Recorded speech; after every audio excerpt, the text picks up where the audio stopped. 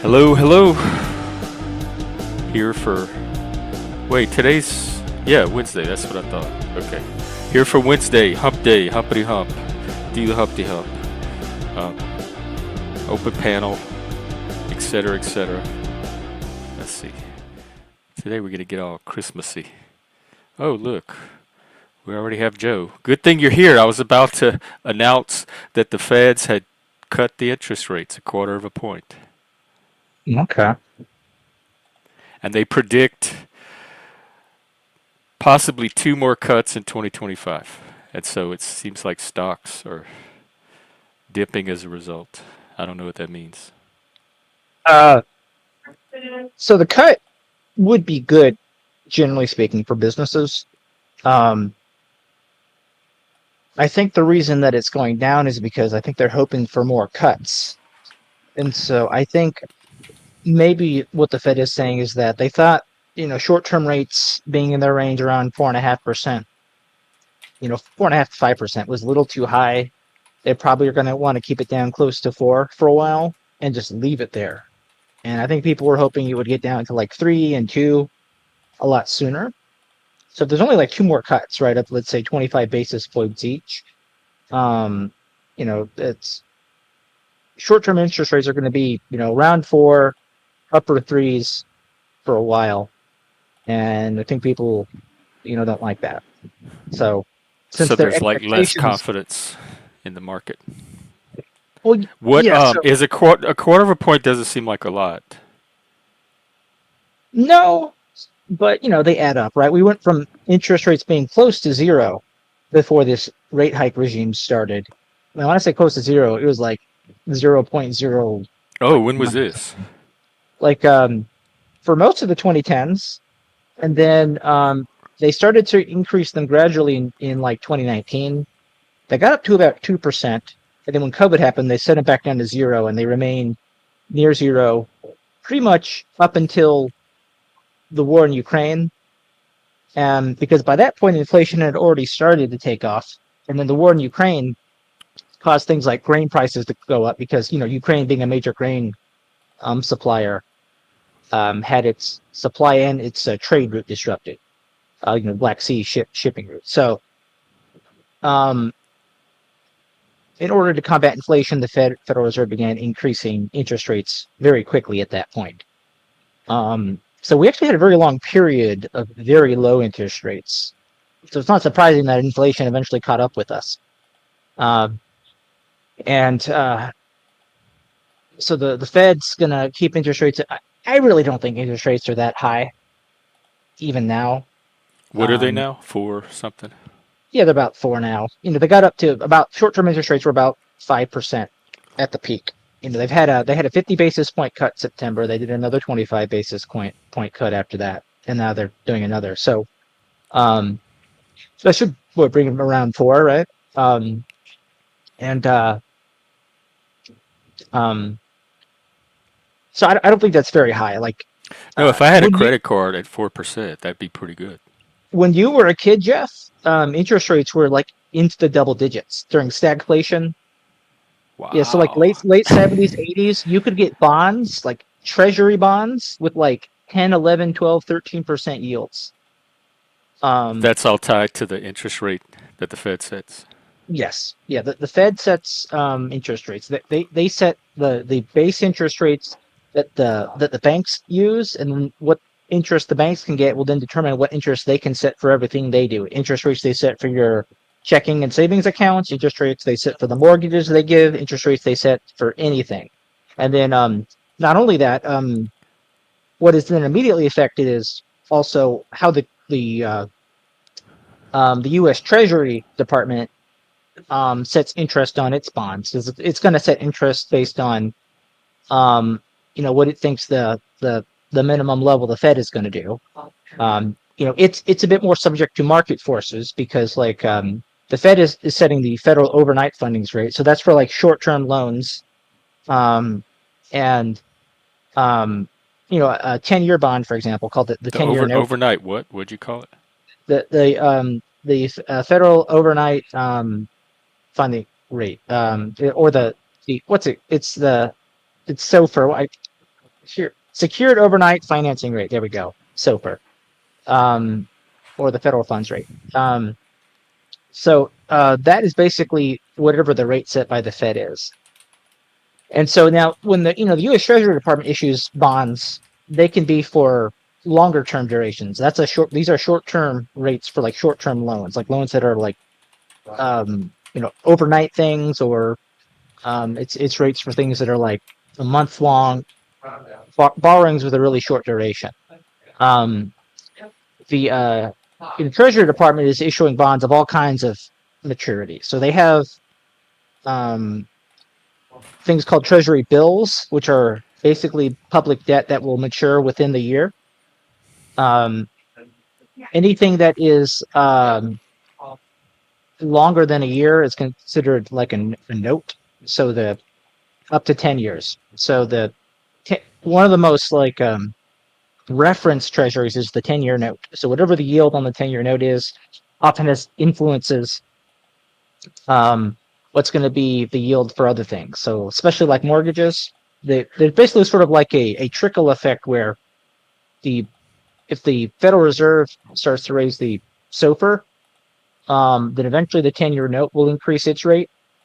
And then because the 10-year note is considered a risk-free long-term investment, risk-free in the sense that the credit quality of the federal government is not doubted. People believe that the federal government will always repay its bonds. We don't, though. That we do. We have always repaid. The Our federal government debts. our federal government has always now what they can do is they just print more money, right? But the federal government I has thought never we had a defaulted. big deficit because we weren't paying our We do. debts. No, we have a deficit, and therefore we incur debt in order to cover the deficit. So we spend more money than we raise from taxation, so Americans have to issue debt basically as a society in order to raise the whatever the size of the deficit is. And so the reason why the federal debt has gotten so large is after years and years of consecutive deficits. That's basically every year's deficit is a new amount of principal that goes toward the debt, and so it just keeps accumulating. And so, but part of why this can lead to inflation is because the solution to that is if you can't raise more money through taxation, you can just print more money and then pay, because the terms of the treasury, really any dollar denominated debt, is that you only have to repay in dollars, but it doesn't say you're not allowed to devalue your dollars by printing more. And so the Federal Reserve, in order to maintain a stable dollar, may print more in some years, and in later years this can result in inflation once the valuation catches up. So since the U.S. is basically in control of how many dollars it has, this is something that can be done. Technically, the Federal Reserve and the Treasury Department operate independently. They don't have to coordinate this, but historically they work in rhythm with each other, you could say. And they're sort of structured in a way that they're feeding off of each other in that way. So it's because Treasury Department is part of the federal government. The Federal Reserve is not. Now, when banks are giving out mortgages, they'll often compare the rates they set for those to whatever the rate is on the 10-year note, or maybe a 30-year bond, which is when it's older than 10 years, treasuries are called bonds. Usually, most debt investments are called bonds anyway, but for some reason, with treasuries, when they're like between like 2 years and 10 years old, we call them notes. That's just the tradition for whatever reason. But otherwise, they're really just the same thing. It just tells you how long until they mature and the principal is repaid, and then the rate is whatever interest you get, each year. And the interest is usually paid out semi-annually, so they'll pay half the interest like every 6 months. So if it's 5% interest on a treasury, whatever the maturity is, you'll get 2.5% every 6 months. And do that until the end when it matures, and then you get the principal back. So the market thing that's happening, you think that's just a temporary reaction to the Fed rate drop? So insofar as the Federal Reserve's rate policy is temporary. The Federal Reserve is always going to change its rates. The market reaction to it is temporary. If the Federal Reserve changes its rate policy again, market will respond accordingly. There's two main reasons why the market usually has a negative reaction to something like this. So like I said, one thing is that people compare investments to whatever is set by the treasuries, right? Because since the treasuries are considered having no credit risk, you will get your principal back with the treasuries. Anything that isn't a treasury is seen as inherently riskier. There's no guarantee you will get your principal back, whether it's another type of bond or whether it's a stock. And so usually things like private sector bonds or then of course stocks and companies, which are private by nature, are priced so that their yield will be higher than that to essentially compensate investors for the risk. So the higher that interest rates are, the lower the prices of bonds and stocks tend to be, because if you want to increase the yield of an investment, you need to lower its price, right? So if something pays $10 in income, whether it's interest or dividends, doesn't matter if it's a stock or a bond, if it pays $10 in income every year, if it costs $100 on the market, that's a 10% yield. If you want to increase the yield, you need to lower the price. So if you reduce the price to $50, it still produces the $10 in income. That's now a 20% yield, right? The yield has an inverse relationship to the price. Yield goes up as the price goes down. As the price goes up, the yield goes down, right? So private sector bonds are seen as being more secure than stocks because, like debts, they are required to be paid back. And the only way they're not paid back is if the company basically fails and goes under. But any of the lenders to the company would have priority in the assets of the company in bankruptcy court, whereas stockholders only get what's left. So stocks are usually priced with a higher yield in mind in terms of like whether it's dividends or whatever the reported earnings are. So if treasuries are at, let's say a 10-year note is 4%, corporate bonds might be like 6%. And then stocks might be priced for earnings yields of like 8 or 9%, for example, because of that risk reward asymmetry between them. So that's one reason, right? It's comparative, right? Based on yields I can get from the treasury, what kind of premium do I want to the Treasury Department's bonds for these other types of investments? That's a question investors ask themselves. And if they think that the yield long term for Treasury investments is going to be higher, right? Like even just your money market, you're going to have a higher rate for longer than was expected. And your money market is usually backed by Treasury bills. If you ever actually look into it and you're like, well, what's in my money market? It's usually Treasury bills. And they're set at usually exactly what the SOFR is. And so that's one thing. And the other thing is that this is more long-term, and this is more into the fundamentals of the business. It's not just pricing based on what investors want, but for businesses to grow, and this has more to do with the stocks themselves, if they want to raise capital to fund their growth, and they don't want to sell more shares, which usually they would prefer not to sell more shares, that means any loan they take on is going to have to be higher interest. So their cost of capital to grow the business is more expensive. And since that deters businesses from taking loans, there's less business growth being financed, and so less just growth in general in the economy. When interest rates are lower, people are more willing to take on a loan because it's, depending on your growth assumptions, it's basically like free money. You can grow your earnings, and pretty much any earnings growth is better if the interest rate for the loan is near zero. Right? If you grow earnings at a rate of about 5% for a 2% loan, that 3% spread is your gain. It becomes easy to pay that back.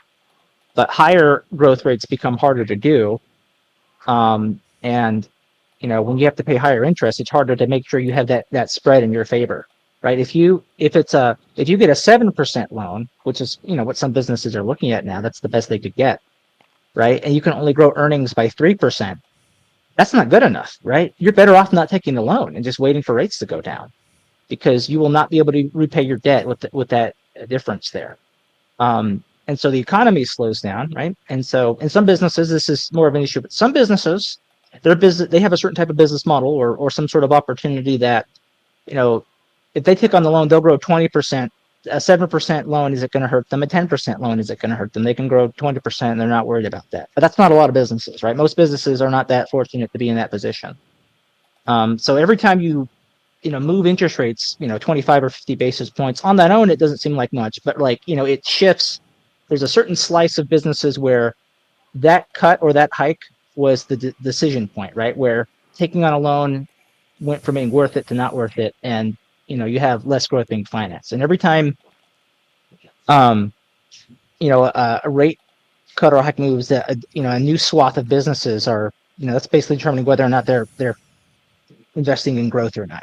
And and growth can mean job creation and stuff, and it can have this ripple effect where job creation leads to more spending then makes it easier for other businesses to thrive, right? And then it works in the other thing, right? If they're not investing in growth, then not as many jobs are being created.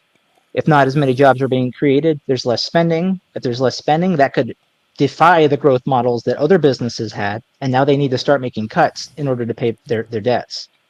And so these are all the things that affect it. So basically, market's saying, okay, it's expensive. It's more expensive to grow the U.S. economy, and treasuries are a much safer place for higher yield for now. We're going to price down stocks so that we're fairly compensated for the risk. That's basically throughout all eras of rate cuts and rate hikes, the basic thought process behind it. It looks like Tommy has some questions. I'm trying to figure out if Okay. they're about the topic.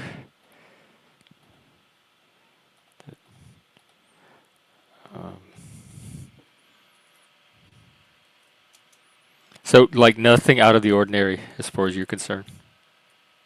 I don't think so. No. I mean, again, I think the only thing that was really out of the ordinary is that we had basically a decade of near zero interest, which is not something that had happened in the U.S. for long. It was something that was done in the aftermath of the 2008 recession, trying to ensure that a recovery occurred. But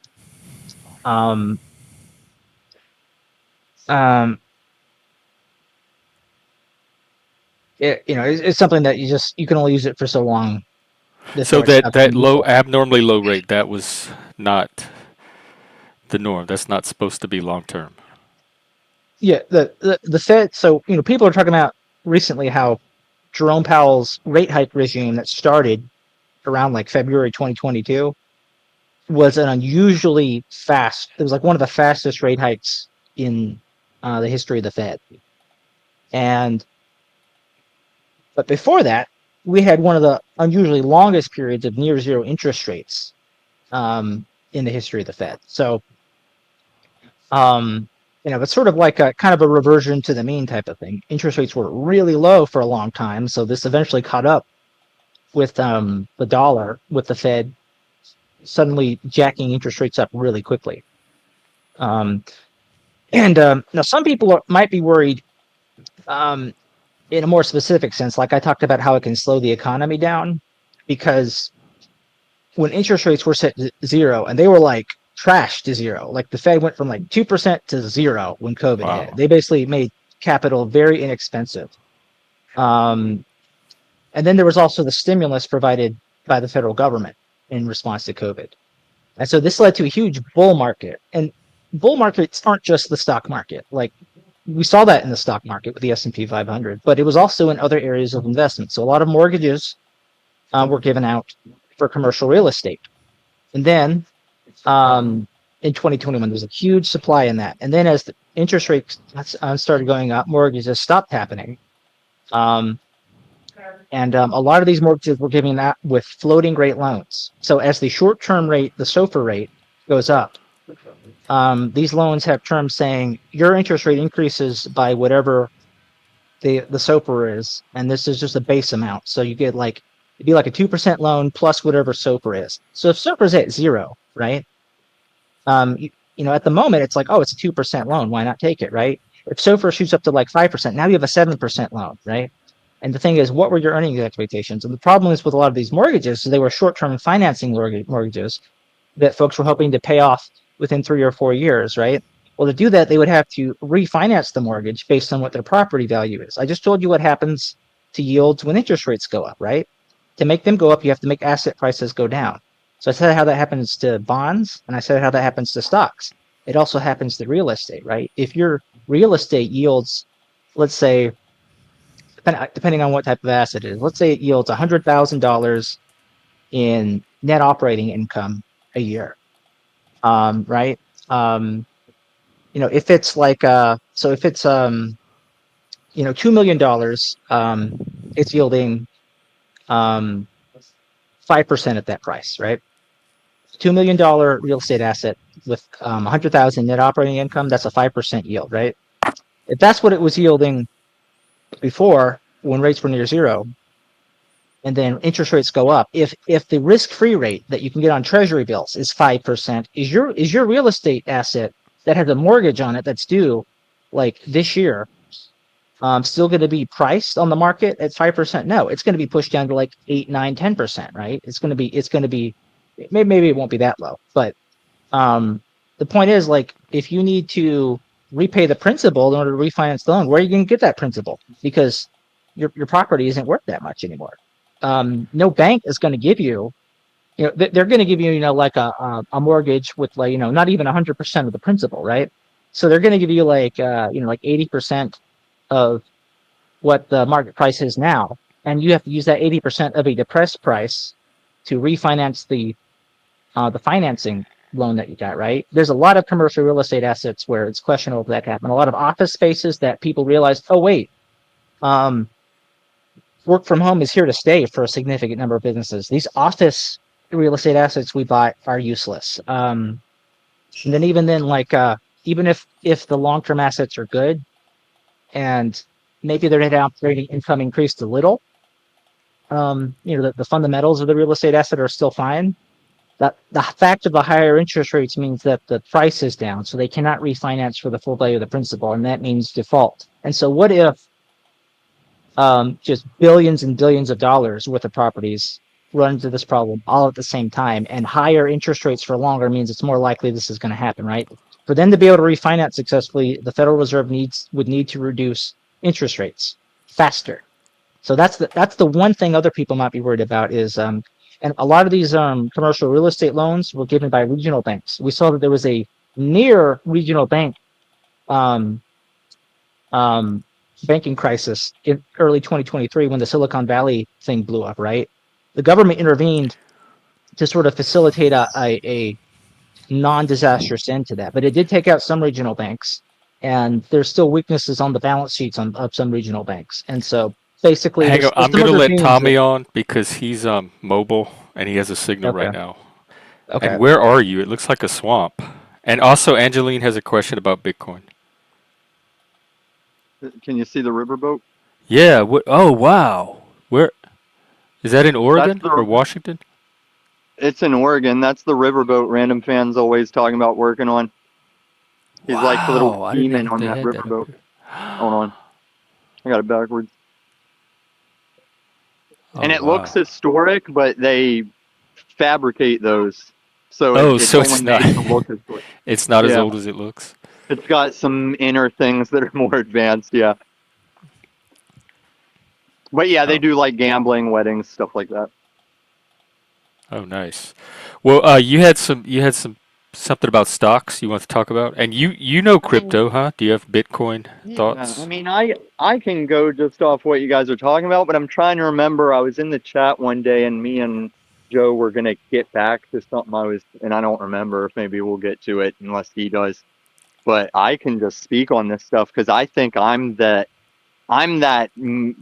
combining entity where like Joe is classic market economic knowledge of the stock market and how the things function, and I'm like the conspiracy side where I understand what he's saying and I see how the powers that shouldn't be are kind of facilitating what he's talking about. They did get caught up after COVID with, we just took out all these loans on these commercial properties, like, and now there's no reason for people to be here. I think one of the solutions they're going to do with those commercial buildings is make almost free housing for your vagrants that will share a floor and like share the one kitchen, one bathroom, and everybody will just be on that same floor together.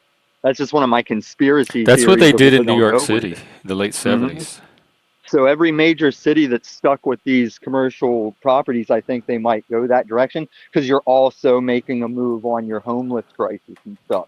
But I don't think it'll be enjoyable for people that live there. It'll be like that Judge Dredd movie with peach trees built. Yeah, that's also kind of how it was in New York. Yeah, But the commercial real estate that is seen as the least risky in this bubble is the multifamily workforce housing because their rent is subsidized by the government. So they're seen as having the best underlying net operating income on the assets, whereas the office properties, companies aren't paying to, lease any of the spaces in them, so the NOI is fucked in that. and That's then actually much worse. the businesses that would have been there just to bring them lunch and things like that, the gyms that they would be nearby to go, the people would leave work and go Yeah, work out. Everybody's going to take like a level of hit from it, and yeah. The only and then the office real business. estate that's doing well is like the really high quality bougie office real estate. Hmm. Where it's like they're getting paid in all aspects of their business and it's nothing to them. Yeah.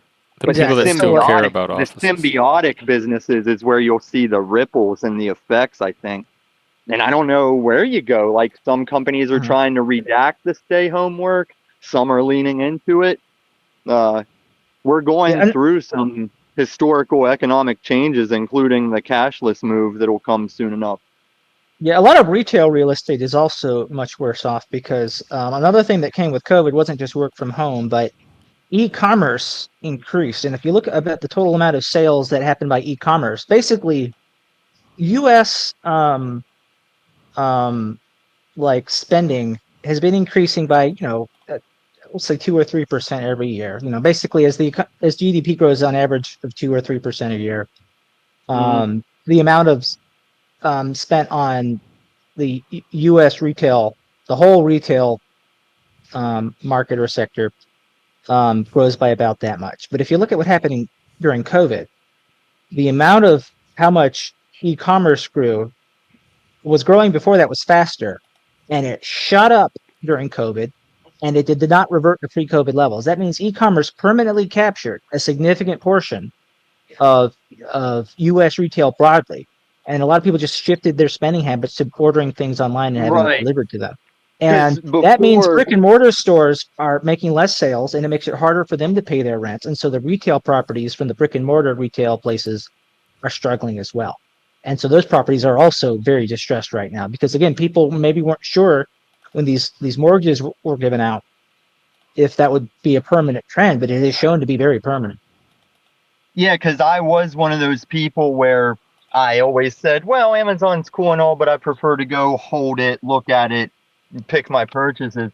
And then when I got forced into ordering, I was like, maybe this is kind of nice. I think I am going to keep ordering stuff online. And yeah, so you just stay with it. So I can see that.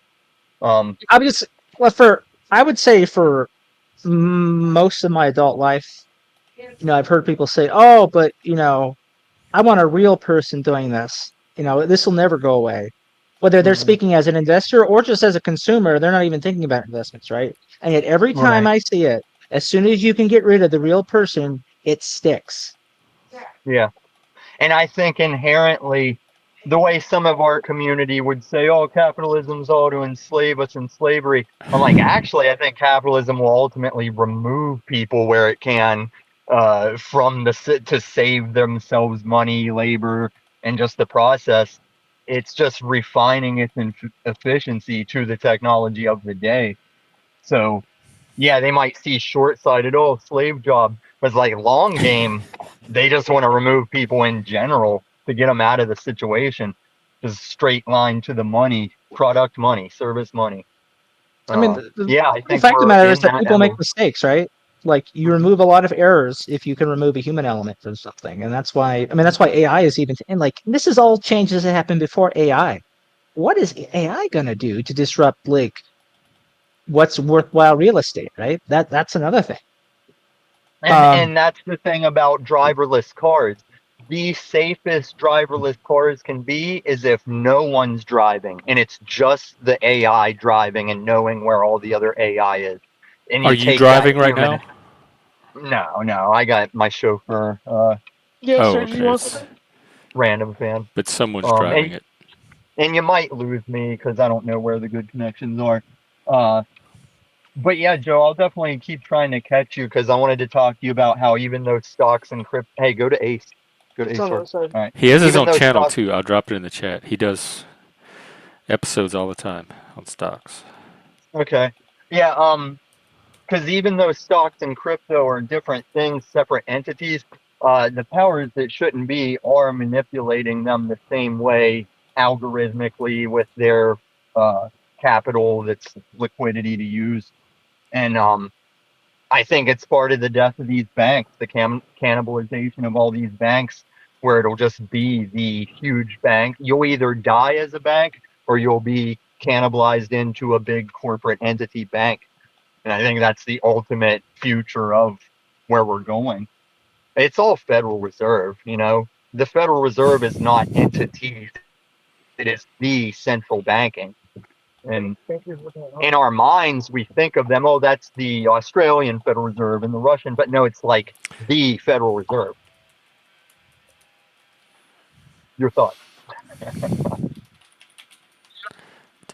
As soon as we get into the powers that be and talk like that, that's when I have nothing to say. Well, but and I know what level you're keeping the conversation on, but when we're talking money, ultimately, doesn't it just get to there eventually? There's Like, some we can central digress. cabal controlling Right, everything behind the scenes. Like, we can talk the subject matter, but ultimately, when following the money, isn't that where it'll always end up? Is that not what the power grab is over energy consumption and consumerism? It's all the money. And I think there will be advantages and disadvantages to this cashless switch. It'll end scams when you can trace all money transactions. It'll all but end scams, but it'll also remove more privacy and state more control. Like, if you're not saying the right things on YouTube, your bank may be harder to access, even if your phone is your bank now. We could take it there on my channel. But that would be that. I've heard cases of that happening individually, but that's still not some central cabal. Those are like individual tech companies or banks making those decisions. Compartmentalized, yes. And like I was saying, if we keep following the money in any given situation, will it always just intersect there at that top tier? They I don't know. I don't know if there is a top tier. What did the He said that Feds announced they cannot hold Bitcoin and are not seeking to do so. And I saw this. I do hold Bitcoin, but I was always saying XRP is older and will pass it because the green movement is, despite Bitcoin's lag in transaction, it still consumes so much electricity that I don't think the green movement would have allowed it. If anything, it'll be like they're out to say this is why we don't want to prop it up as much. And not financial advice. I have put most of my chips on XRP at this point. It's so sunny over there. Yeah, I would just say I have been here. I think I've been here 2 or 3 weeks. This is the first day the sun has been out, and it stopped raining. It's like Seattle more than anything. So I would just say to sort of like talk about how to parse the conversation on investing when it comes to what I was saying earlier, but just about prices and yields and what to expect from returns and how you price things for risk. When we get to things about like who's pulling the strings and like things like you talked about like algorithmically manipulating trades in the middle of the day. A common thing people bring up is Nancy Pelosi's stock trades on these streams. We get more into like the moral and political element of it. And where I always focus on is like just what investments are out there and what kind of prices are there for them, and what are the ways you can deduce what makes a good investment versus a bad one. As far as like what we should do, or what we should predict on the moral and political side, of all this stuff, that's just something where I don't really feel like I have much to say, because it's just not very useful. Like, I feel like if things really get No, bad and we get, that's kind yeah, of where your role is good, because I am the yeah, one with that angle, and to bounce it off of a guy like you is what I want to try and do in the future. For instance, like it was when Reagan was president, was the first time you ever saw just some guy in a suit behind the president whisper, "Wrap this up," during a presidential speech. Like, no one ever told the president, "Hey, move it along, let's wrap this up," Maybe until they the did Reagan off screen, administration. off camera. They were. Well, but he maybe. was a Fed Reserve banker that did that. Who was And that this? was kind of like, What? who was the guy that said it? I'd have Yeah, to go I didn't back know to about that. I'd this. have to jump back in it. But I'll try to look it up. yeah, it was during one of the Yeah, Reagan where are speeches. you? Are you at the gun store? No, I'm at Ace Hardware. I'm gonna order some Ace. more Oh, Milwaukee. get close, freak. Yeah. One thing I'll also add The is tool store. if we're worried about like She looked them people's up. Yeah, finances being shut off they'll be because over of toward the right here. their opinions or something, I kind of think Yeah. we're at a point where um there are bigger problems, right? Where Oh, there's no investment strategy that can account for society becoming dystopian or maybe falling apart entirely. That's sort of just going out with, if we're talking about prices and yields and investment returns, we're kind of assuming that's not going to happen, and what size it's is it? a different conversation for a different view of the future. um i I don't feel like I could reasonably predict whether or not society is going to become a topsy-turvy world. um and It's so large as the I smallest I size. approach the topic of investing from just the general assumption that things will be incrementally about the same. No, it's one of the baristas. He's looks like he's switching out the trash bag for the outdoors bin, and the shape of the front entrance is that it's Oh kind of yeah, you have people too. Okay, this is gonna distract and fascinate me the whole stream. Wow, Mhm. is that the front door? Yeah, that's the front door. It's kind of like kind of goes So I get into to the see building a people bit. come and go all day. Yeah, so Will you have your phone on the floor? it's not too unlike what Angeline was talking about, like people who uh you know uh work for themselves and maybe go and do work at a cafe or something. It's not too different what I'm doing right now and what I'm usually doing when I'm streaming with Jeff. I'm trying to work at a mech cafe and do this. Mhm. I love that Ace with the wooden walls. Oh, they got the flag, everything. Yeah, another thing I'll say as well is why I stay away from like the moral and political side of like investments and whether or not what we feel about the Federal Reserve and its role in society, or government issuing debt or inflating the dollar, is that historically I just know that people really did not give a fuck about my moral or political opinions whenever I tried to offer them, so I just don't do it anymore. And Yeah, but that doesn't stop anybody else. Like, so why let it stop you? I don't care I mean, about like half the opinions people say out here either, but I they're mean, free to it say them. doesn't. I don't produce anything. I have to leave myself thinking, what do I even produce if I say what I think is But you wise? never know. You never know what value it's going to have to a listener. Like, you don't. The listener doesn't receive the value if you don't put it out there, and you can't predict or calculate the value. So, not putting it out there is not helping anybody. Putting it out there potentially helps at least one person who hears it and it means something to. I mean, Do you have opinions on that? You've talked about your like Nancy Pelosi opinions, which makes sense so to me. I mean, you can maybe guess some opinions, knowing that I used to be a Bernie supporter, for example. At least general ideas I have about American capitalism, but I'm also somebody who tried to be someone with a vocal opinion about that stuff, and I don't think it really led me anywhere that I wanted to be. So I'm just Are not. you I'm not worried a. about that happening here? It could happen anywhere. Why shouldn't it happen here? And so, um, if I were a doomer, Well, I would probably like be a prepper or something, rather than an let investor. me ask you this though, because Plants. some people would propose me as a doomer, but I call it a realist, and a realist can come off pessimist sounding compared to optimist, you know. So if we think about the research we would do for a proper investment and stuff, how would you not, even if quietly, privately, have some kind of political opinion in your research?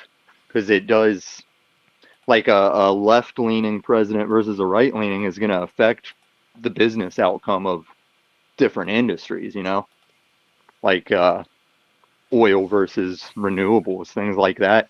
Those investments will be heavily affected. Uh, like investing in weed stocks while there's like a Bush or a Reagan in, it's probably not going to pan out as well. Yeah. Well, some of it is just one thing that's different about me is I'm much more likely to think that a lot of things are okay. So there's Hmm. like I know what I would do if I were the emperor of the United States or emperor of the world, right? So, but the thing is, I'm not. I live in a democratic society, and I know that this Mm. democratic society is going to do whatever it wants, and that the vast majority of the time that will not align with what I want, even partially. And so, And I'm also not faulting you for being more quiet of those opinions online, but in an I'm just investing curious. context, I'd very much consider it. My job is to get people to not hold back, so I'm just playing my role. I can so respect that because I'm one of those that you have to restrain me or I will let it fly. That's true. I have that role too. yeah, Hmm. so um, yeah, so just knowing that people are going to do what they're going to do, regardless of what I think about it. Um, at this point, it's like, well, if I'm going to spend a lot of time, thinking about something, researching something, wanting to be objective as possible about something, it might as well be something that doesn't depend on, um, where the popularity contest is leaning at that point in time, right? Yeah. Investments are more or less like that. Even if, because people often talk about market manipulation, if you pick a good investment, you don't need the market to work in your favor because the investment will Uh, produce earnings for you, right. that you That get to kind of eat. goes hand in hand with like your recession-proof stocks, but it also is a good point when we're talking about not investing emotionally. Like you want to have that due diligence backing your good investments. When I'm talking the manipulation, it's like uh, I'm sure you know the AMC GME apes. I've been in that for like 3 years, and that's how I found XRP was through this movement of holding the squeezes of AMC GME. Um, Mhm. so What is that's that where for those I'm. of us that don't know? Oh, AMC is the movie theaters and GME is GameStop. Oh, okay. They were heavily shorted during the COVIDs in the assumption of going out of business.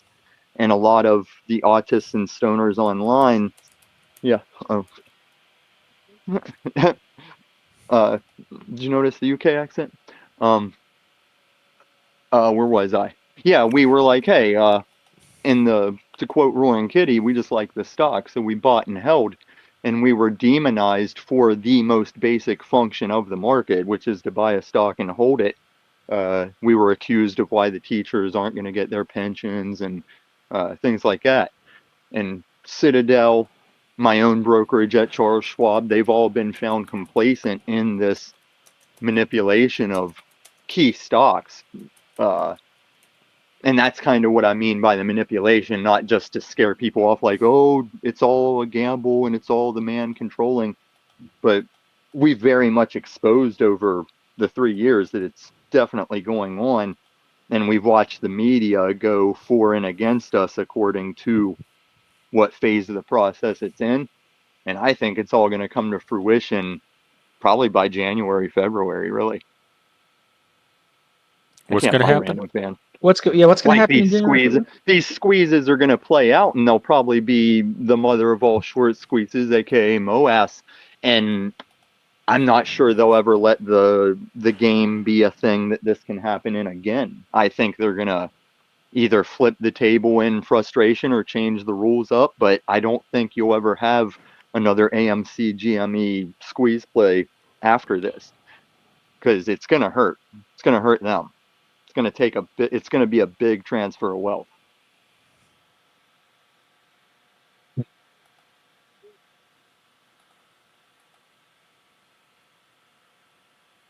Yeah, and he was.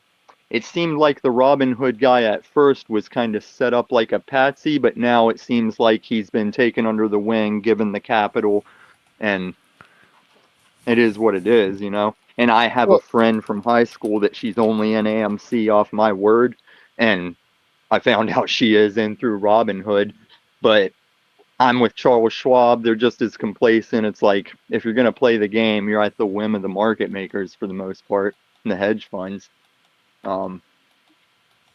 That's kind of this. Okay, that's kind of the stuff I was going to talk to Joe about, but I think I might get cut short on this ride. okay. Well, yeah, I don't Just a do, good precursor for future interactions. you know, I don't do like the kind of trading where, you know, I'm hoping to benefit from a squeeze or something. I don't look for squeeze candidates. You know, I And have, I wasn't that type, but found myself in this because seeing the information, I was like, well, that is how the market works, and this is true, like various details. And so whenever people are saying it's never going to happen, it's a pipe dream, I'm like, if you think people stormed on Washington, D.C. over reasons, if you tell even more countries than America that this stock market system is not playing by the rules, that's going to be a people in the streets with bang bang devices, if anything, you know, because more than just Americans are invested in this play, just watching, like, what are they going to do? How's this going to play out? Even like retirement funds and other governments in other countries are invested in this because they see the writing on the wall. Yeah, people are becoming a lot more politically aggressive about everything, it seems, up to and including violence. So They I see think something on they're social media or YouTube or some internet meme or narrative, and then they're out ready to take action over it. so I think it's this that got politicized because some of the forum haters and stuff that are all speaking against it, I ask them like, do you realize that you're saying you're okay with the market and the function as we've known it classically? If that's not operating correctly, you're talking poop on people and cheering that on. Like, do you realize that's what you're saying right now? Uh, and so I think that's the political aspect of it. Whereas classically, a squeeze play never would have held for 3 years like this. It's like half the manipulation is that any other time they would have just covered their shorts and it would have just played out. And it's been stalled and pushed back for 3 years. It's almost acknowledging itself. The proof is like in the function almost. Because yeah, AMC, they've met in a lot of quarterly earnings, they've met or beat or been in the green, and the stock just keeps going down. And they are paying off debt even. And classically in the market, that would be a good thing. You'd see the stock price rise, and it just keeps going down. Same with well, GameStop. They're even changing up their business model. yeah, I would say, you know, those are interesting things when you see the fundamentals of a company improve, but the stock price goes down. If it wasn't horrendously overpriced already, that's a good thing for anyone who wants to take a position in the company. Is um, you know, you know, I welcome moments where the market prices things irrationally, um, so that I can buy into um, whatever the Yeah, the you know. classically that's how you'd make money because you became aware of a thing that the status quo hasn't, even the market hasn't caught on to yet. That's right, I agree. Yeah, and so like Like, when it's like done when people are just sort of trying to predict where the trading momentum is going to be in the near future, Now that is something that is much more vulnerable to manipulation, and Mm-hmm. the only thing now I can say to folks who are unhappy about that, to whatever extent that happens in the system, is not to expose themselves to it by doing it in the first place. Like I don't short anything. I don't do Right, anything that right. requires trading on margin. And I think if you knowingly do that, like you're knowingly exposing yourselves to the risk. And if people who are better at the trading game or have more levers to pull, um, cause you That's to lose where, money at their profit, then I think you're. It's like going into the Coliseum and then being upset that the other gladiator cut your arm off. I mean, you're kind of agreeing to do okay, that. so let me refine that a little because you are correct. Some people have described me as a day trader, and maybe because they hear I'm in on this AMC thing. Classically, I'm just a long hold. I'm more of like a Warren Buffett than anything. Like when everybody was saying Elon and Tesla were a scam, I was in Denver. Like every day, I see more Teslas on the road. I'm gonna buy into this. I was buying Tesla at like $50 a share, and so you're correct. The ones that play shorts and the day trading are open to that manipulation.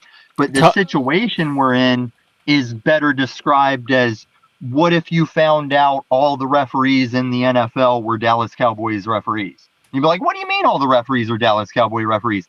That's where the shorting, longing, and the manipulation is you corrupt. would assume It's not. bias. I don't know if I would. What's a short, real quick? I don't even know myself. A short So is like you're betting on a company getting worse or the stock price going down without actually buying the stock yet. It's like you're borrowing a share at the cost it's at, and then when you're correct about it going down, you in essence give it back for less and you kept that profit. yeah, it's So, reversing the order of the profits. Normally, when you want to right. profit on a stock, you buy it low first, and then you sell it high Okay. later.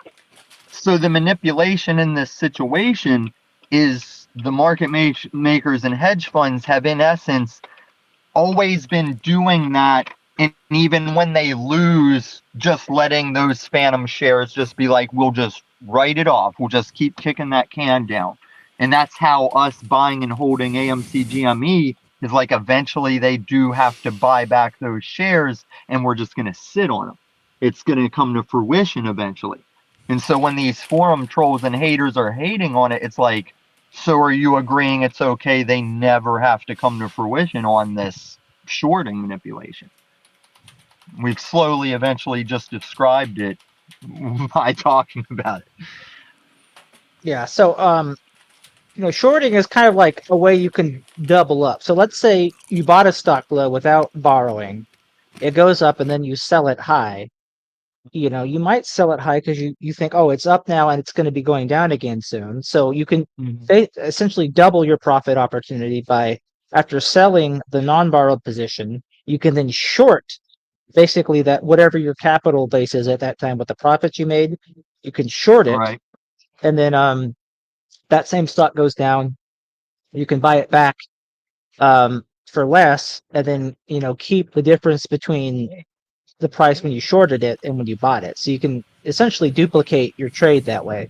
But the difference is that buying doesn't require you to borrow. You just need to have the capital to do it. But shorting always requires you to borrow. And so you expose yourself to margin call risks when you do that. If the price of the stock goes up, you may have, depending if it goes up enough, you may have your margin called and you'll be forced to sell, well, in this case, Right, buy right. back the position at a loss.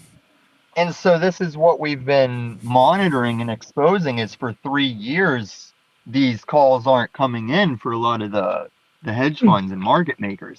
And then we've eventually connected it kind of to like these congressional Pelosi's who always seem to do these winning investments, but never seem to retire from their political positions. It's like you're making better investment portfolios than some of the top Wall Street traders, and yet you refuse to retire politically. You kind of put two and two together with that stuff. Mhm.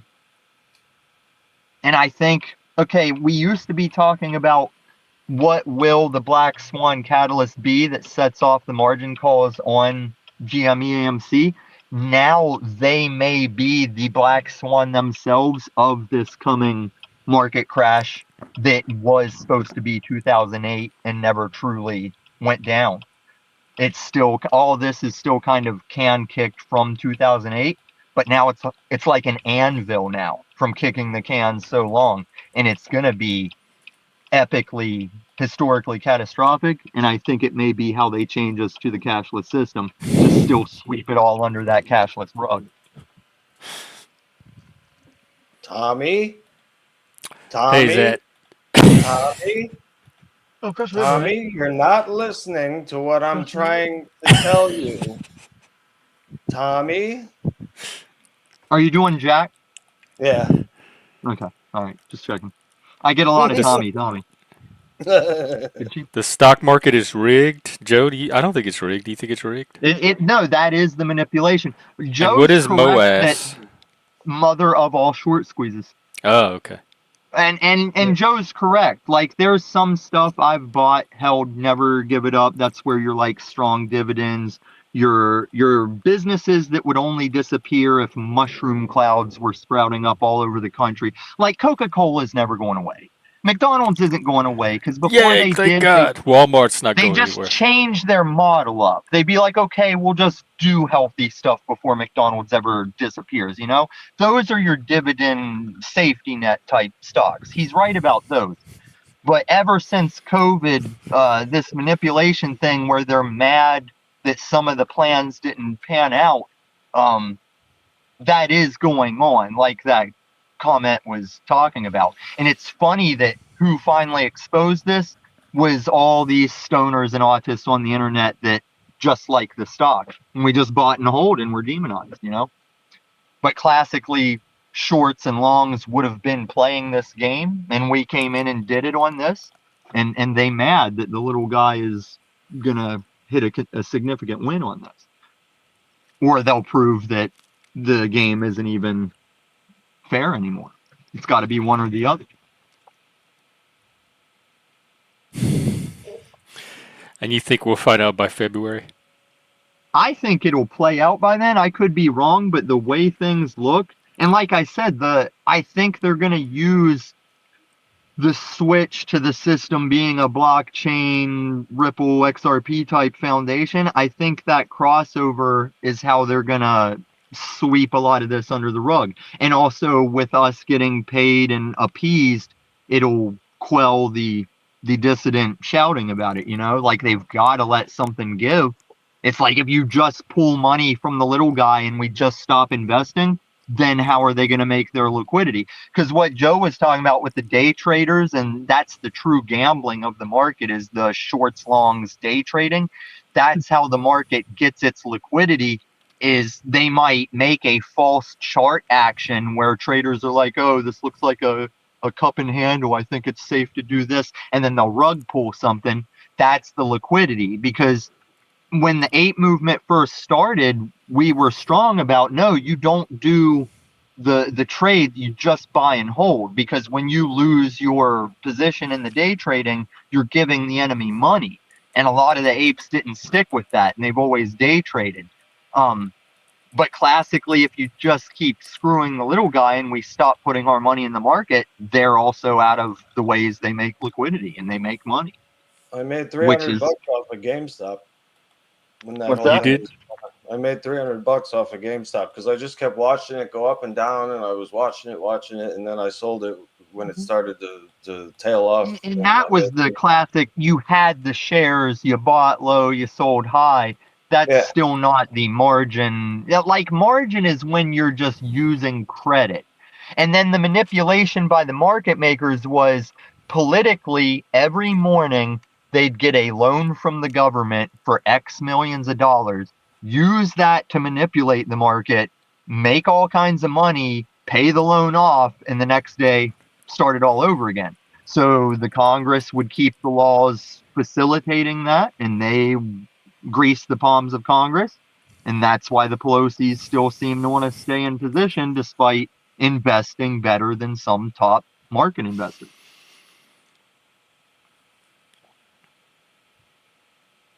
That's more dangerous to say on panels than like some of the coof things, you know, but it's the truth.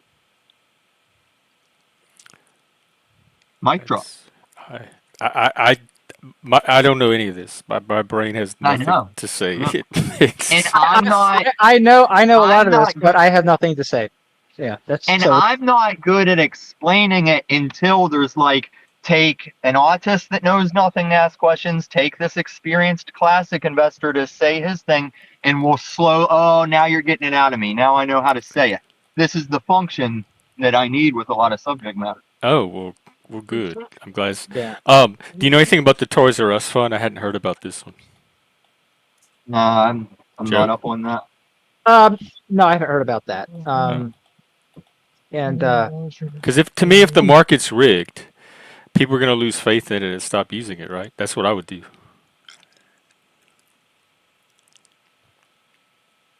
I mean, maybe I don't know who people would be at that point. You know, I expect there will always be capital markets, but Even if they're rigged? well, but what does rig mean? I mean, it's I don't just know. if I'm going to say more on okay. this, it's getting into the moral and political side of it, and that's just that's circling a drain in my view. That's why I don't talk about Okay, it. I don't want you to get out of your comfort zone. Don't you have to have some say. kind of faith that the market is fair and it's going to work like it's designed to work for everybody involved? And if somebody has the power to manipulate it or control the way it works, it seems like people would not have the trust it takes to participate in it at the level they would if it were free and fair. So this seems very important, like a very important topic to talk about when we're talking about the market. We talk about building trust, how to determine trust. It seems like that would apply to the market as well. So to say that it's not relevant or nobody has anything to say about it seems weird. So nothing that I do with investing, is affected by anything he's talking about, really. So my portfolio, everything he says that can be done to regulate or manipulate it, I'm not affected by it. I don't invest in a way that I'm affected by it. So I know the ways that people can be affected by it, and I make sure I invest in a way so that I will not be affected by it. Okay, but listen, to an extent you're correct, but also we're all affected in the sense of, I forget what movie it is where maybe it was when Bane took over the market on Batman, and the cop's like, I keep all my cash in a mattress. And they're like, if he goes through with this, that cash in your mattress ain't going to be worth a thing. So it is all under that central banking world power. All value of currency is connected in one way or another. You might not be affected in this realm of the function, but eventually, as we would head to a Mad Max dystopia, everyone gets affected at some point in the process. Right. Yeah, that's what I was wondering. If people lose faith in the market itself, are enough people going to pull out to where it's going to affect the market? That does seem like something to be concerned about. And I'm saying if that happens, there's not much for me to say about it at that point either, because we're just kind of fucked then, right? Like you can't really. I get, but some of the claims being made is that that's already happening, and so like I'm saying the market may not line be what we think it is. When I'm speculating that maybe this all plays out by January, February, I'm saying we're in that process of now this many people online are aware of this and we're waiting for them to make their move. Like, are you going to burn the system down? Are you going to make it right? We are in that holding of what's the play? How does it play out? Tommy, are you in the snack zone right now? Yes, sir. All right, good. Wait, they have snacks at Ace, or are you a different store? No. Now I'm at a place where a Dollar Tree and a Family Dollar are both the same building. There's just an invisible line that they become the other. But you don't have to separate it for the register. They'll just ring it up the same. And on that note, and to let you guys simmer this before next time, I'm going to need both hands for this. So I'm going to, maybe if you're still going whenever I get home, I'll come check on that. All right. Thanks, Tommy. One more thing. One more thing. It worked. I got all excited. Anywho. But yeah, we figured out whose drones they are yet? Does anyone know? I didn't care. I didn't care about the drones to begin with, and I care even less the more time that goes by. Well, I'm more intrigued so now, what? There's drones in the sky. Welcome to 2024 and the future. So Jeff, do you have anything else you wanted to ask about that topic? or did you get your fill? I don't understand enough to even ask questions. I have no idea what Okay, most of the conversation was the because last half hour. you know, because at the start you're like, "Hey Joe, what about the interest rates thing, and how's that going to affect the market?" And it went from that to here's how interest rate works. I Here's got how lost even asset there. prices, Even at that point, right? I got And lost. that's like very dry, basic stuff, right? And then it's Yeah, it all was like, right. oh, the manipulation and the rigging, and we're squeezing them because we're going to make money, but also the system's going to collapse and we'll go to Mad Max. I don't get the mindset myself. So It is it possible to rig the market? Is the market riggable? Are there people out there that could rig the market? so usually when people talk about rigging the market, they're talking about trading. That's basically it. They're talking about trading.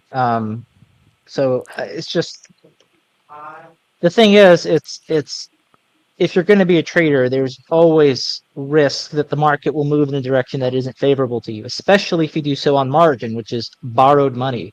In fact, a big reason why the stock market crash of 1929 happened is because a lot of people, and when I say a lot of people, I mean like everyday people during the 20s, the roaring 20s, got into the stock market.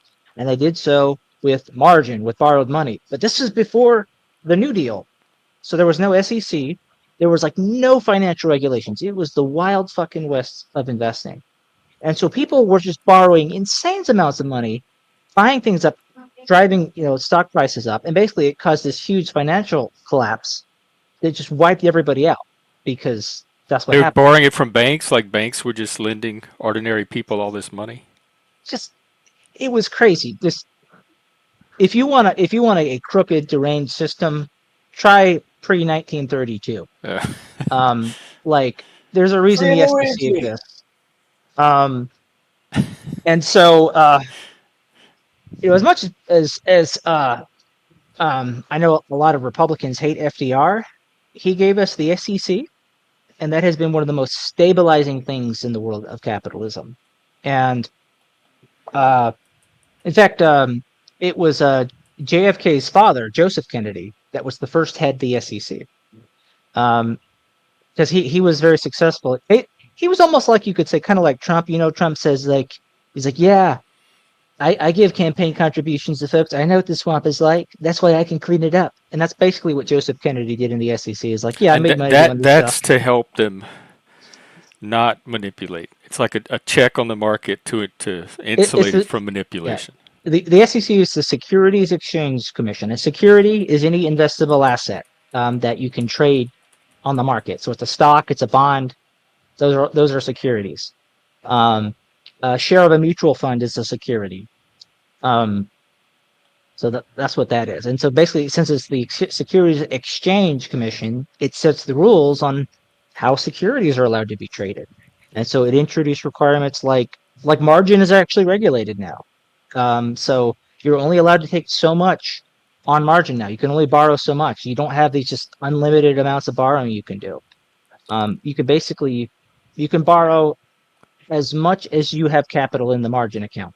So if I What's the margin account? borrowing account for investing. So if I put $10,000 into a margin account, I can invest the 10,000 I put in, and then I can also leverage my 10,000 to buy another $10,000 worth of investments and have a $20,000 position. But I can't do more than what I value I put in. Right before, you could borrow as much as you wanted. It was the Wild West, and so there was a lot of borrowing. And What what was the criteria the banks were using to determine if the loan was risky or not?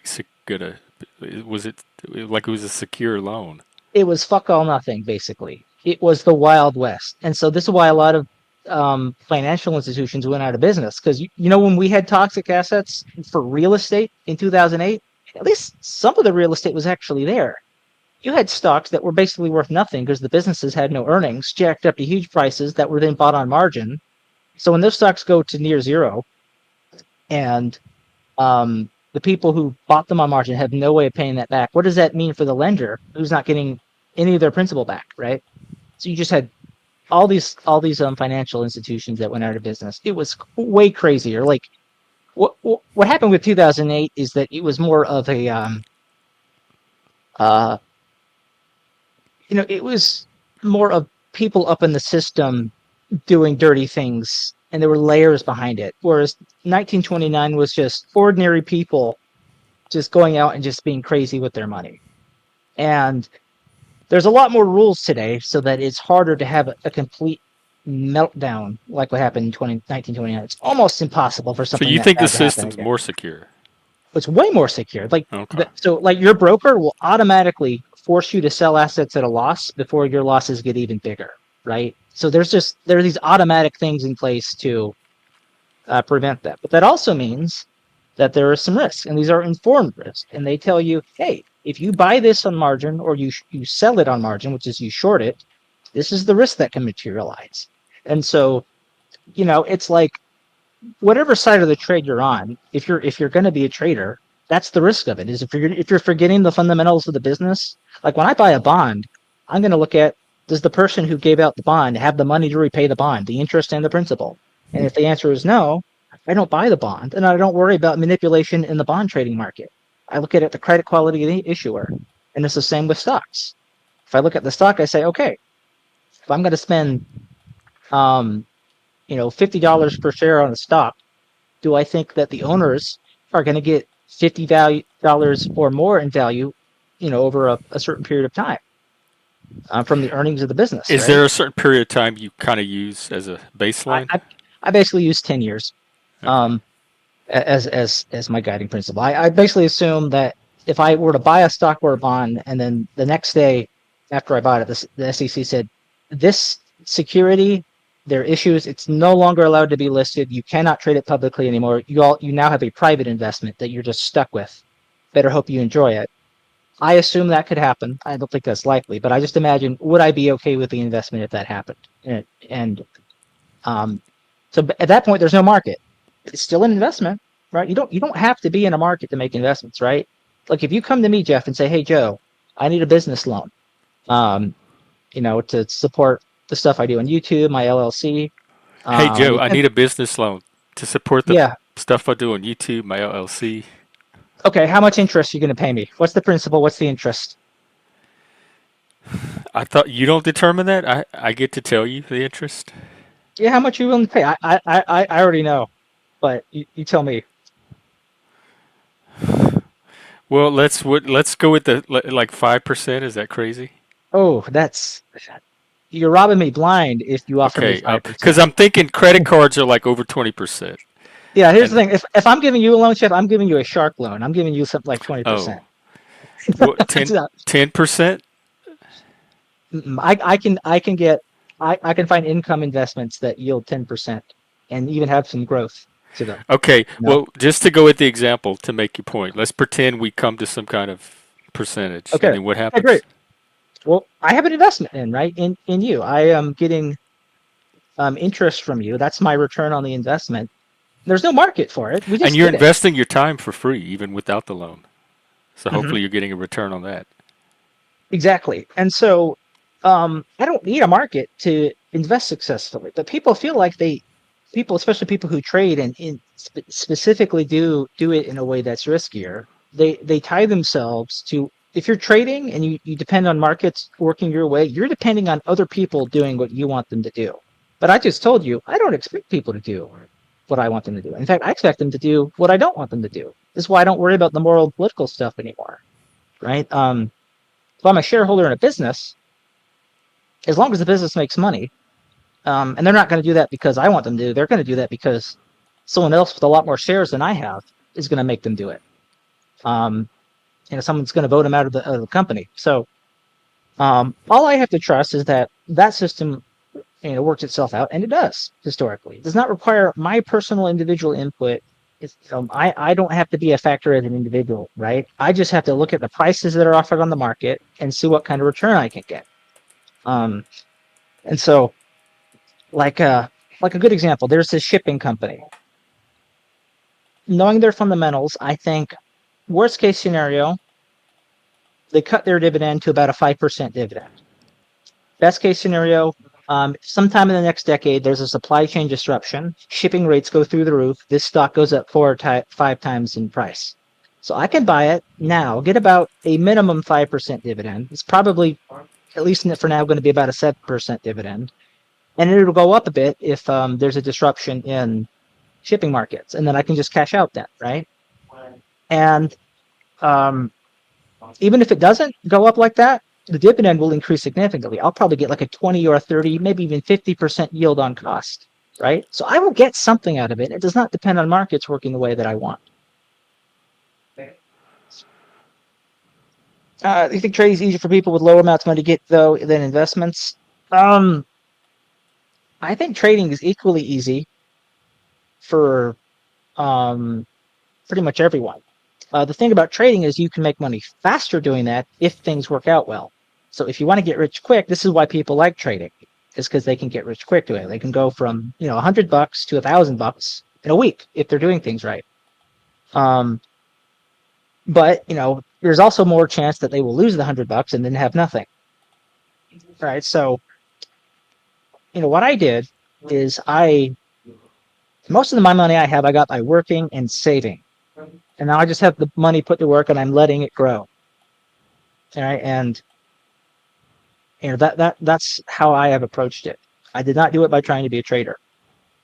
And I didn't want to do it by being a trader because I didn't want to expose myself to the risk that, a company that has really no value to it, and I did some sort of trading play on it, went down in price after I bought it. Because, if I buy a stock now, if it's based on the fundamentals, I have at least some facts to support the idea that it will earn more money over time, and therefore its value will increase, and so its stock price will increase. And if it doesn't, then the company will start buying back shares at a discount or issuing dividends or both, and I will get some of that value back that way.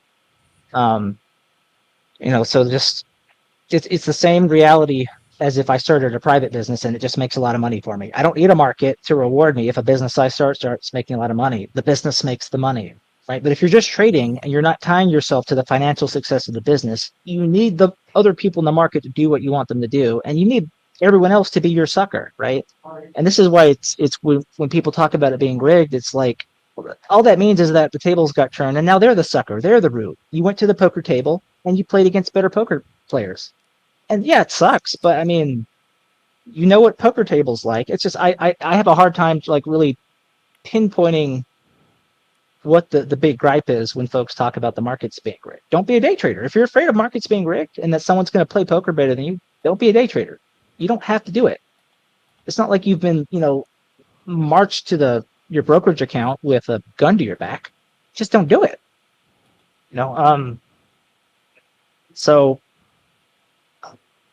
I just think it's weird that it's controversial when you can just not do those things and you don't have to expose yourself to the risk. Hey, Shift. Like they're exposing themselves to the risk. Like the people who rig the system, they expose themselves to risk by doing these types of trades too. Nobody is free from risk in this, right? What you can do is we go back to risk management. You can manage it. Are you getting an entry price on a really good asset so that even if the market punishes you, you're okay, right? Because if the market crashes your stock enough, eventually your stock will be paying like 50% dividends each year, and you can just reinvest those. You can reinvest at a compound rate of 50%, right? So that is crazy. You'd be surprised at how quickly you become rich if that happens, right? There aren't very many stocks that do that because when people become aware of the reality of such a business, they tend to price that stock up, right? So it's just, the long-term stock prices follow the fundamentals of the business. If you want to have more money than less over time, just look for businesses that show signs of doing that. And they invest here. We're taking investors. Right? Like, as so soon that as we figure out how to make money. This one shipper I talked about, this one I've been looking at, they have nearly wiped out their debt. They had a lot of debt over the last decade. Over the last few years, they finally paid most of it off. And so if spot rates on the shipping market goes down, when I say shipping market, I mean like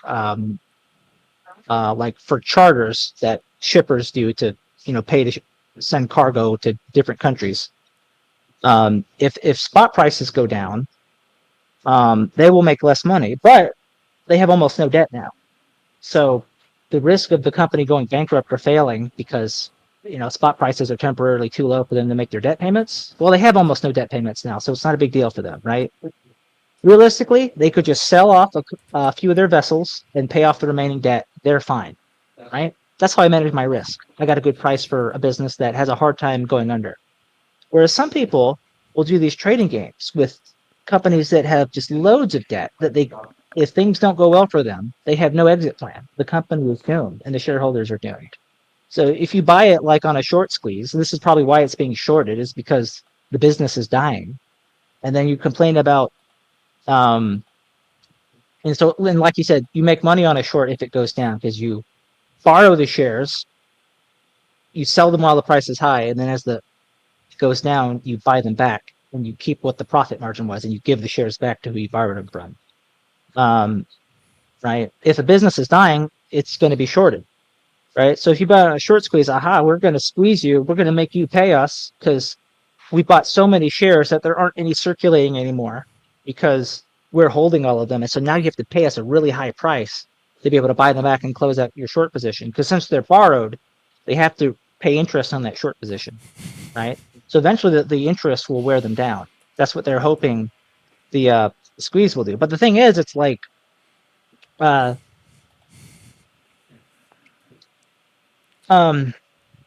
you're still knowingly buying equity in a company that is dying.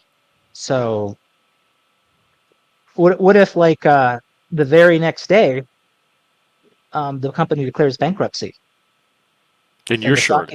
The stock gets delisted, right? Well, now they can't buy it back from you. So just their short position basically disappears. They get to keep everything, right? And it's just that's basically the risk that happens. And it just doesn't make sense to buy stock in a company that you know is dying. GameStop was dying. That's why it was so shorted. And it was an unusual thing that this huge short squeeze came out of it. So you're saying the autists and the stoners were wrong? Well, it's just, I think to make a moral complaint out of, I bought stock in a company that's dying.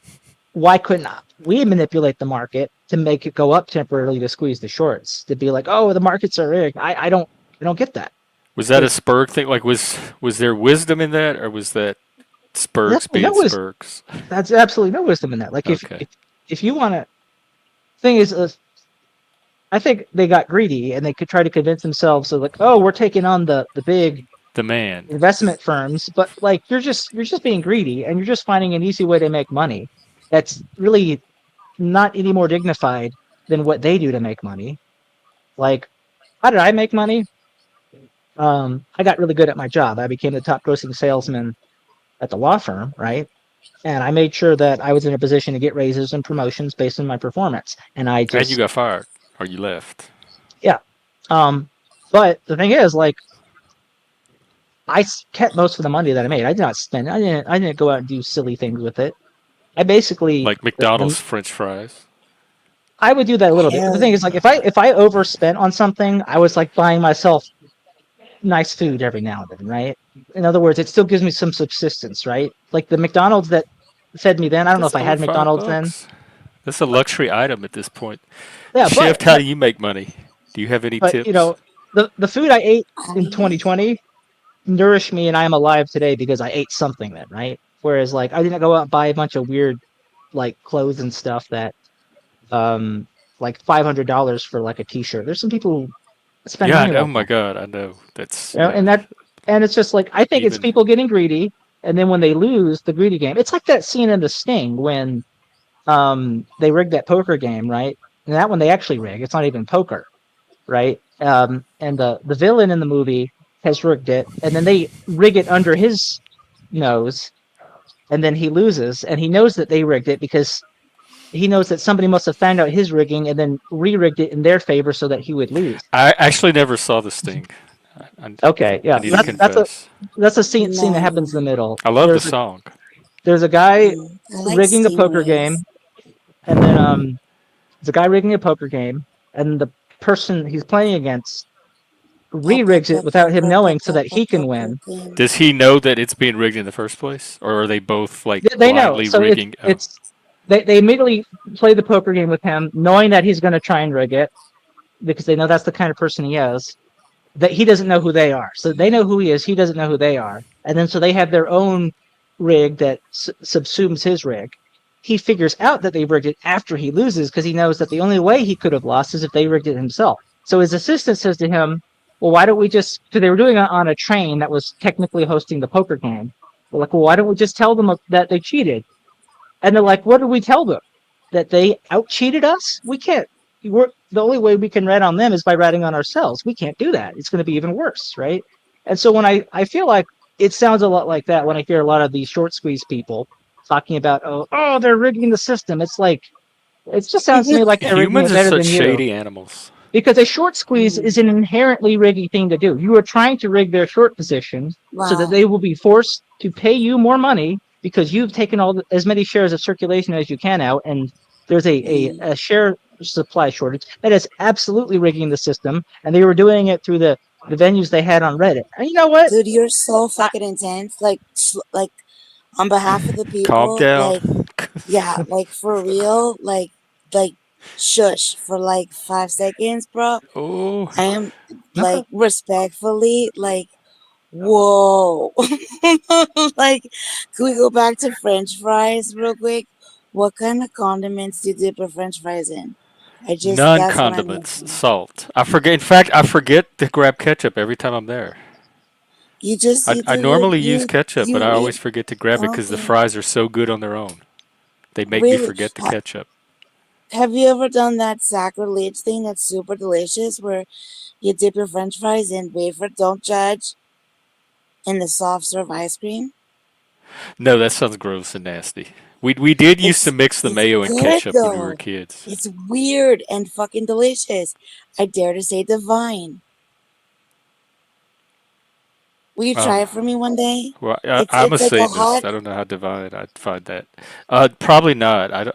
Fries and ice cream, no. It's like hot and sweet and then salty and cold. It's like this weird combination of perfection. I'll have to trust you on it. I think you should try it and have a little party in your mouth. I think you're trying to It's rig like my a taste short buds. squeeze. I'm trying to welcome you. Inviting you to different and delightful. It's like a short squeeze and a long yay. I get plenty of different and delightful from you. I don't feel like I'm gonna miss out too much on It's this like one. a it's like a taxidermy drone. Charlotte's Web. You know? It's like a little bit of you, a little just I'm just saying. I also was like, fuck no, and then I was like, oh my gosh, where have you been all my life? You just gotta take a little leap of faith.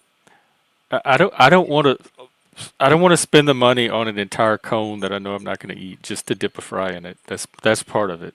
Oh, you don't like the ice cream at all? Yeah, I wouldn't eat the ice cream on its own anyway.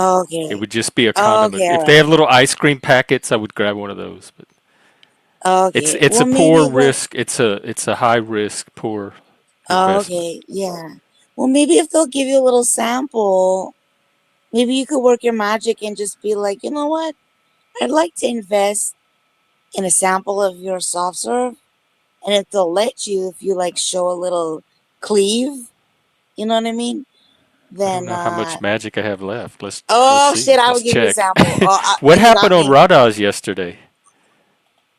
I would never waste my Uh, time watching that channel to begin okay, with. yeah, So yeah, I don't either, cause like whatever. But you mean, wait, which part? I only know I one don't part, know. cause I, Freak said some trolling or something. oh, I don't know about that. Oh. I just know about a situation. So But it didn't what's up? involve Do you trolling. have any money advice? How do you make your money? Any good stock tips? Just the tip? Uh, no. Oh. That's that's funny. That comment in the chat, no comment. You can go back to your talking about stingrays if you'd like to, Mr. Record. Oh, Joe Okay. can go back to spurging. Yeah. That's not a nice term, you know that, right? Well, it's an accurate term, Allegedly. though. We There you care go, we Jeff. care more about truth here than feelings. Jeff doesn't have to be nice, right? I decided to be nice when you were uneasy with my tone earlier this happened, so don't feel bad Yeah, about because that. you know me, I got you back. I'll step in and say, "Oh, we don't do that here." It was He's free because you to. leaned into the camera and you got all like Uh, super close, and it was like it got real fast. oh, Ah, you were not you, visually both intense. of you, and Mhm. you guys match, and it's like I feel like I'm in like We a match. dude bro sandwich, and it's like, It's a good thing I didn't start swinging my arms around. oh my gosh, oh my gosh, double The little what? The trouble. inflatable man. Because my wrists don't do what yours Yes. do, Jeff. I have Right? gay wrist. Yeah, I have. This is you have me straight swinging my wrist. arms. Oh I look very gosh. fascistic when I do it. But Oh my, yeah, you did that too. It was like, yeah. yeah, So you became an You think inflatable. it's a What is it female like? thing? Because we normally don't Wow. get that on here. I get it a lot, even from men, but I don't. I What? rarely men see are other people scary. get it. Men are scary, Jeff. We're Yes. To just we're women, just Yes. scary. not Yes. to other men, except for me. I'm scared of Yeah. everybody. I used to think it But was the antlers, but I'm still getting it. So yeah. I'm terrifying. Yeah. But yeah, I don't mind. The only thing I could really say Yes. just to close Sorry, I my have to interrupt. Yeah, wait, put the comment back up. That's the full name. That's the full docs. Can you put a comment back up? Mhm. this one, Yeah. Yeah. Wacky waving inflatable. Yeah, that's the name, remember? okay. Of the beach people. Sorry. Yeah. That's fine. Yeah. The only thing I would close by saying on that topic really is that I kind of see why Tommy is upset a bit at it because there's a lot of corruption in American capitalism, certainly. Um, but he sort of would go back and forth between, oh, it's being corrupt, but also like we're doing this thing. It's just like we're playing poker, and it's like it's knowing that you can get dealt a bad hand or that your bluff might get called, and then sort Mm-hmm. of entangling that with the corruption and the rigging. And Mm-hmm. that's sort of where he was losing me a lot, where I just felt like I didn't have much to say because that was productive. Um, and or that I don't think he would have been very receptive to it either because he's trying to play a different game, right? And I'm not going to tell him, how to feel about playing poker if that's what he's going to do. But it's just, I look at it very differently. And the way I do stocks and investing is, I don't really, I don't care if Nancy Pelosi's getting like an unfair advantage in trading. Yeah, I It don't doesn't care either. really, I don't care about the drones or Nancy Pelosi stocks. It doesn't I don't affect my even life or care. anything I'm trying to do. like I talked about Do you the guys shipping have the company same I had, right? face? It's just, By the way, Huh? do you guys have the same fucking face? Do we really? No, huh? Do See, you're you? very And the visual. same This kind of earphone? this kind of help. It's good to have somebody like you around. The face shape. I'm just. I think I have an oval Oh my oval gosh! I love face. how you did that Joe little definitely has an maneuver. oval. Maybe we do. I think you Little I oval think might. faces. our noses are different. Like, Are you? Wait, I think Jeff. Okay, And lean in. mine. This is the post punch nose. This is the You got punched in restoration. the face? I Who did. I punched had you in my the nose face? smashed. because he was Stop I being got it. gay functioning. bashed at a gay bar by a gay No. guy. Yeah. Oh, No. What'd you do? Did you wag your tongue or something? What'd you No, I didn't do do? anything. That was the problem. He hit me like 7 or 8 times, and I didn't even think to Stop throw a it. punch back. That's how No, nonviolent I am. you were too busy getting punched in the face to punch I was back? analyzing. I was shocked, and like the whole time Yeah. he's punching me, I'm sitting there like, why is he punching me in the face? What kind of Yeah. childhood did he have to make him go I'm around sorry. hitting people, and the whole Sorry. time like blood is just poured out of my nose? excuse me, sir. I'm Why did sorry. I you punch me in the face? dissociated. I'm sorry. I'm Oh, it was a uncomfortably trauma laughing response. at. Yeah. Yeah, Probably. that is. The Yeah, first, yeah. it took me a while to even realize I was being punched. He like the first time he hit me, Mhm. I'm like, did he just punch me in the nose? That felt like a punch Sorry. in the nose. Am I getting punched in the nose? I think I'm getting punched. Then I realized it, and then I started analyzing it. That's I have happened. very slow response time. Maybe Leggy's right. Maybe I'm not going to survive the zombie apocalypse. That's happened to me a bit sometimes. Sometimes when people have been hostile to me, I'm so surprised by it that like I don't even immediately. I'm like Yeah. thinking, I'm like, You am I can't freeze. saying It's this right now? fight, flight, or freeze. I froze. Well, it's so unexpected, right? Like you're so Yeah, that's surprised that exactly what it was. It, it. I couldn't believe that had never happened to me in my life. I've never been punched in the face at a bar before. No, I I was think you I did. was trying to What? process what was even happening. Yeah. Wait, what's that? You know that TV show where like, What's that chick's name who did that like thing where she like ET fingered herself, and then it was like she had like an inner monologue. You know what I'm talking about?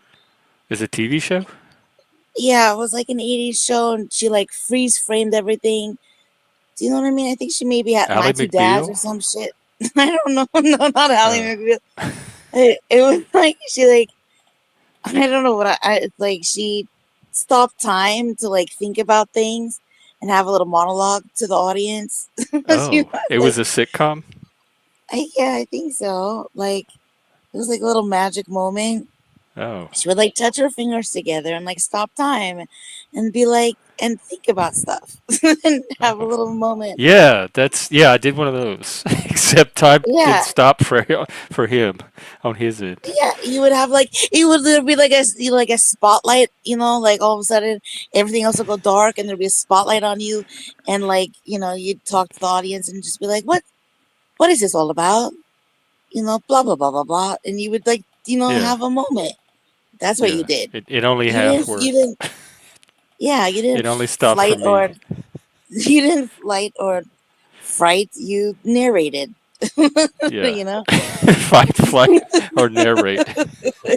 Yeah. So that's cool. You next leveled. Out of this world. I was Out of this innovating. world. I'm assuming that's the name of the show. You went out. You OOT dubbed. Oh, I don't know if I saw that one. Let's see. Out of This World TV show. No, we didn't. I don't even know if we had that where I came from. What? A teenager discovers that her father is an alien and she has supernatural. I've never heard of this. See, shift. I tell you, live in the. I learn. I get more stuff from her. I was on her show the other day, and I discovered 5 or 6 things I had never heard of before. At least 14. What is So. it? The the hairless hamsters that people dress Oh, up in skinny costumes, guineas. and the manatee Skinny guineas. mailboxes, and Yes. the Yes. flying taxidermy drones, and now there's this Yep. show. I love your Yep. world. I want to Christina point something out. Nigra, that's her name. I want to point something out that Freak said, Jeff, and then I need to get going soon because this place will be This one. closing in about 20 minutes. He said the one where he said it's good to know what Nancy Pelosi's stocks are. Yeah. So this isn't necessarily true. Nancy Pelosi does this type of trade where she doesn't actually buy the stocks outright. She tends to buy call options on them, and they're usually like the Magnificent Seven big tech stocks. And so she usually just has a good sense of how the market is going to respond to certain news events for stocks themselves that are experiencing a lot of growth, have a lot of things to improve their earnings over time. And because she's doing it with options, she has an enhanced return versus what the normal stock price movement would be. So basically, using options, if stock price of Google goes up 10% in response to a news announcement, she'll get like a 20% benefit. And then she gets out and she just gets a lot of the timing right there. So that doesn't necessarily mean the companies will benefit from the legislation long term, because the nature of there's not really stock trades that she does. She does options trades, but the options are based on stocks. So she doesn't actually have to be in it for the long run. She just has to have a good feel for how a market is going to react to a certain type of news. And being Speaker of the House, she has access to a lot of news, not just based on like knowing what's likely to pass, or a very detailed understanding of budgets and stuff, and maybe even intelligence briefs she would get. Well, she's not speaker now, but she's been before, and she's one of the House leaders. She knows the kinds of things that are likely to get a certain type of market reaction, and if somebody bought shares of a company outright and then just held them, that would say a lot more about how they feel about the future of that company. But it's a thing where she just knows certain things that are predictable in the market, and it doesn't require the company to actually reflect that within the long run. So basically, you have to be Nancy Pelosi to do what Nancy Pelosi does. You have to be in her position. You have to have your awareness of like the pacing of things, her And awareness of who the wouldn't pacing want to of be things. Nancy Pelosi? Yeah. So well, it's like you can't all be Nancy Pelosi, right? Not Yeah, I don't know. not I don't think a lot of people are lined up to be her. well, She's and what, not a 80, lot. 90? Yeah, and but only a handful of people are going to be in the kind of position she has, right? Like she has a unique location in the flow of information of the United States. So it's difficult to replicate. Um,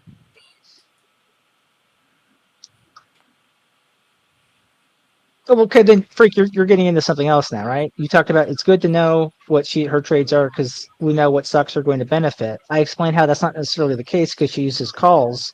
Call options they expire. They're not like stocks where they I can just should warn last. you right now. I don't know how well you know Freak. You're headed down a Freak rabbit hole. This is going Yeah, to go on for hours. right. So I'm not saying like that's not important, Freak, in some ways, but it's a different point entirely, right? If you're upset about that, vote accordingly. But in terms of punishing Nancy Pelosi, you don't necessarily learn things about investments from punishing Nancy Pelosi, right? So, and this is a thing where it's like, you know, uh, it moves from here's how we can make money to the system is rigged, and it's back and forth. It's like what matters here, right? Me Making money. I don't care when I about a talk rigged about system. stuff, when I talk about stuff, I'm like, there's always going to be something that's rigged. I can't control everything. I can control which investments I buy in for what price, and I can manage my risk by knowing the fact. She has the coolest little thing. I'm sorry, I'm watching this alien show. She has the coolest little toy. Okay, I think this is worth looking at. Yeah. But in any event, I'm gonna hop off now, Jeff. No, you can't Uh, leave. Wait, hold on, Joe. oh, Do you know? Okay, so you said news. Do you news? It true false? Is it an acronym? news? Yeah, News, I would yeah. say northeast, that's west, false. south. Why do you say that? Well, because I'm pretty sure news is just the stuff that is new, right? The news. That's why it's called the You, news. you don't believe it's about like you don't think the etymology is about north, east, west, south? Well, I don't think the stuff that's called news, like here's the news tonight, that has to do with the directions on the compass. But don't you think that'd be cool if it was? Have you ever It heard would of be that? cool. It would be even cooler But have you if heard it that were. before? I think I've heard that. I think I've also thought it could just as easily be Sven with a Germanic W making a V sound if there's some guy named Sven, so could also be that. Mm, okay. No, no, but I've always thought news was based on the things that are new. Like in Spanish, they call it las noticias, right? So Mm, notices, basically, things we're noticing. mm, okay. Yeah. I thought it was an Cool. acronym too. No, it's like the North, new south, stuff. east, northeast, west, south. We don't call it the olds, right? And usually, if it's old, it's history at that point. But yeah, I don't think a lot of things that really are acronyms. What about laser? Or That is, radar. but laser and Laser radar def are like, laser definitely is. yeah, those are like 20th century inventions. So a lot of things starting in the 20th century are acronyms, but news has been around Yeah. longer. Yeah, that is old. It actually does mean new. It comes from the French word nouvelle. Yep. Nouvelles. You So, Googled that hardcore. well, Wikipedia, but yeah, it is. Oh, okay. So. Are you gonna show us the toy? Oh, well, I'm worried because it's copyrighted, but it's this little like plastic thing on her desk, and it lights up when she touches it. It lights up pink. Oh, buy guy. Wait, you're not gonna show it to us because the toy is copyrighted? I'm worried that it's gonna get a copyright because it's like official content. Are you serious? I'll drop the link. It's so. I love the '80s Oh my! fashions too. This show is so You 80s. think The judge has a if you wig on his show head. one, you think you will get in trouble for showing something that's that has a copyright? Your Yeah, I have shirt before. for showing a thing. Like If just a freeze frame of it. Maybe I could show yeah, a freeze frame. yeah, you can show like toothpaste.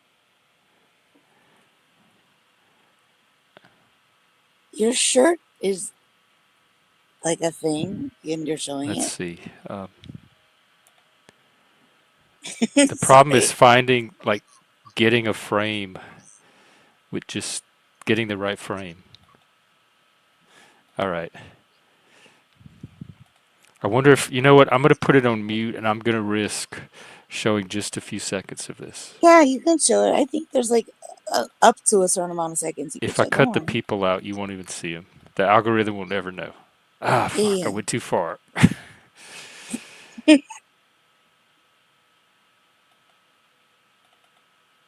They're waving bye to the Also, toy. do you know this? Okay, look, watch. Like the other day, I totally got globally struck because I played like 12 minutes, or Spiky Poo played. We played like a full like episode of uh like a national talk show. Like we just fucking broke all the rules, okay? And I got globally struck like after the show ended, or my stream ended, right? And then uh, YouTube was like, "Bitch, what the fuck are you doing?" Right? And then you know what happened, Jeff? Are you listening? What? So then YouTube was like, "Bitch, what the fuck? You're not allowed to do that." And I was like, "Oh, okay."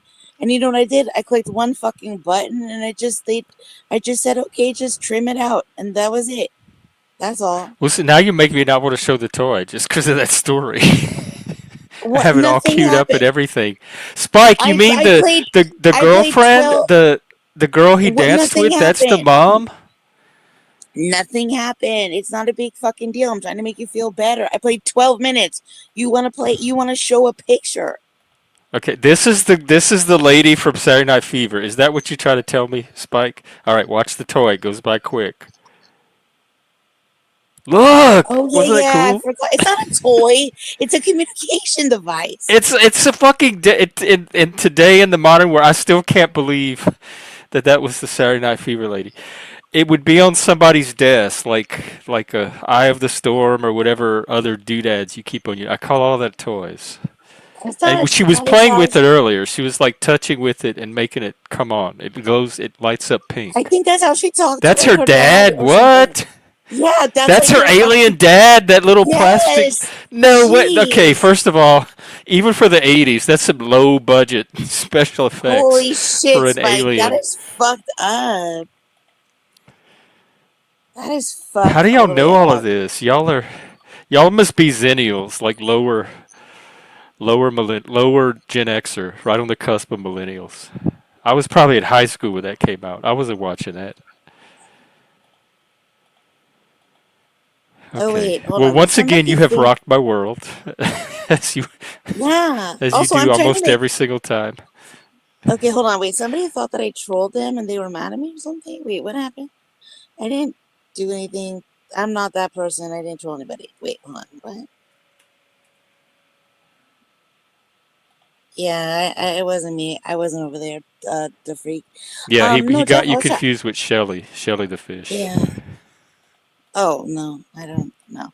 No, I was trying to make you feel better. Like don't worry. Like it's okay. Like the worst thing that happens is you push a button and like it's Well, fine. I feel better now because I learned all kind of things about it that I didn't know before that I would never have learned if I hadn't played it.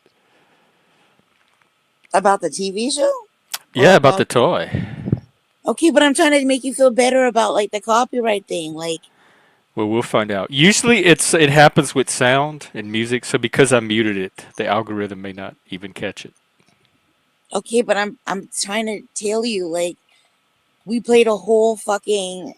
We played. You know the talk show late night or whatever it's called with like James Corden. Kind of sort. Is that where he drives around in the It like the cars with karaoke. celebrities? Yeah, but we played the one where he does like musicals, like Broadway musicals in the crosswalk.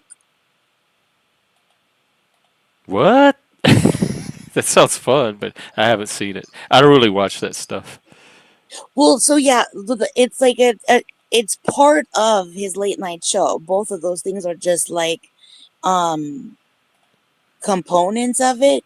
And so yeah, like he's done like Aladdin and Beauty and the Beast and stuff with the actual Do they cast. clear out the? Is it set up ahead of time? Does he just randomly stop the car and get out and start singing and dancing? That It's seems dangerous.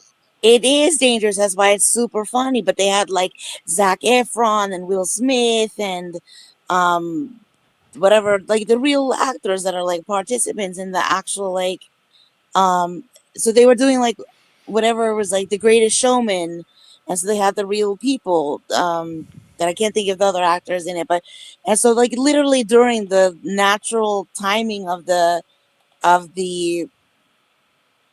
pedestrian crosswalk, like whatever it is, like 45 seconds, whatever the fuck it is, they would like have these they would take over the crosswalk and have costume people come and like sing and dance and be like, hello my baby, hello my honey, hello whatever the fuck, What? I'm gonna have to like look it up. yeah, yeah. So I just need to keep my Google open when you're around.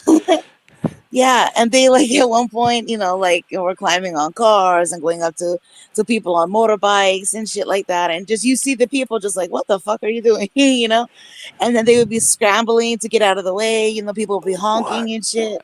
Oh my god, this looks way gay and way more produced than I was expecting. They have costumes, it's Yeah, it's totally choreographed and everything. yes, Crosswalk the it's musical. totally yes, yes, yes, and Oh, it's and they super rehearse funny. ahead of time and Yes, I was oh just about to wow, tell you it's that. like a Yeah, it's super Macy's funny. Day skit. Yeah, yeah, and I This think is they do it in ridiculous. They're dancing with umbrellas, blocking yes, traffic. yes, yes. I would not be a happy driver in this situation. Yeah, like obvious. I mean, like I'm gonna call shenanigans on some of it. Like I don't think they just jump on random cars. I do think that there's plans. I'm gonna call that out. But The gays I are think they already getting enough bad press and backlash. um but it's I think it's really funny. So they were talking shit on James Corden, and so I said I really like these things, and so we just fucking I said let's get a fucking strike, like let's just fucking do it. I don't give a fuck. So we did. We got globally struck together we just fucking held hands and just did it. And then yeah, that's the worst thing that happened is that it got taken down and then got put back up.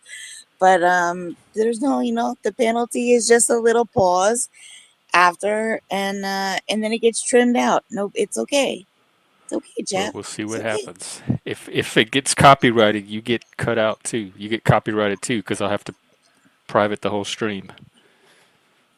I'm telling you, you just fucking you're not gonna have to do that.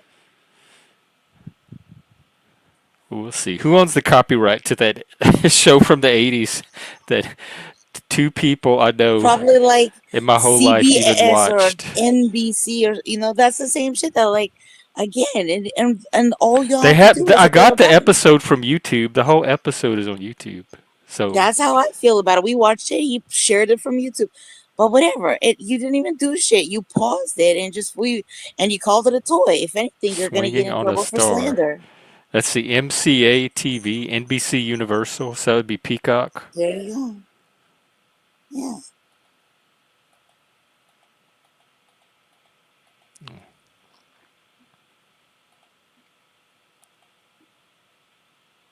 Help, I'm a fish.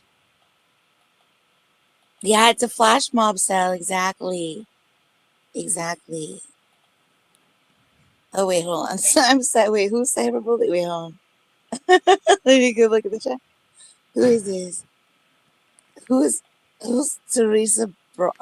Yeah, who's getting I don't know. Somebody who's trolling getting you.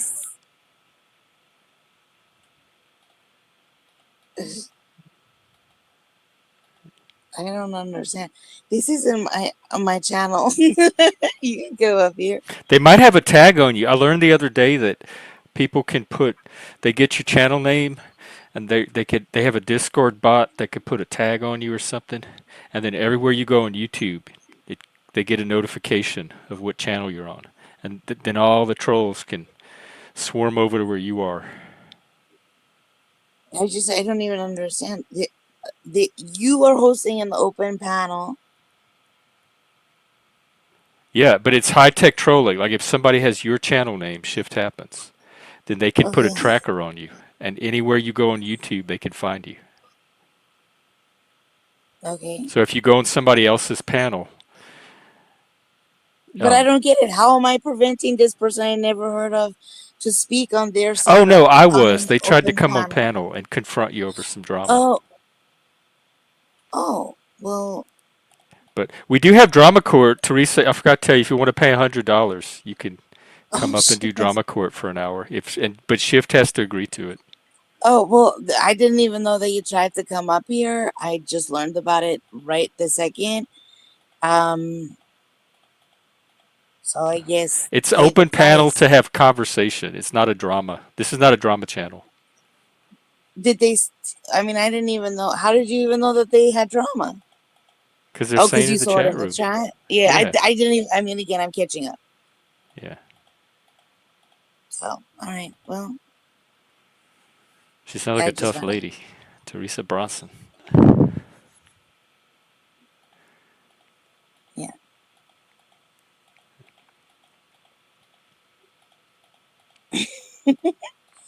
Well, did you block them from the chat?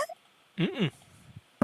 Okay, well, Teresa, if you put in the chat, like, what's up? Like, I didn't even know you existed, so She said you were cyberbullying her. yeah, I definitely haven't, unless cyberbullying includes not knowing you existed, and I'm so sorry. Well, I'm so fucking sorry that I didn't know you existed. I feel so I bad. didn't know you. I didn't know either, so I'm not going to Yeah, apologize for it. But I didn't know yeah, either until today. yeah, I had no idea.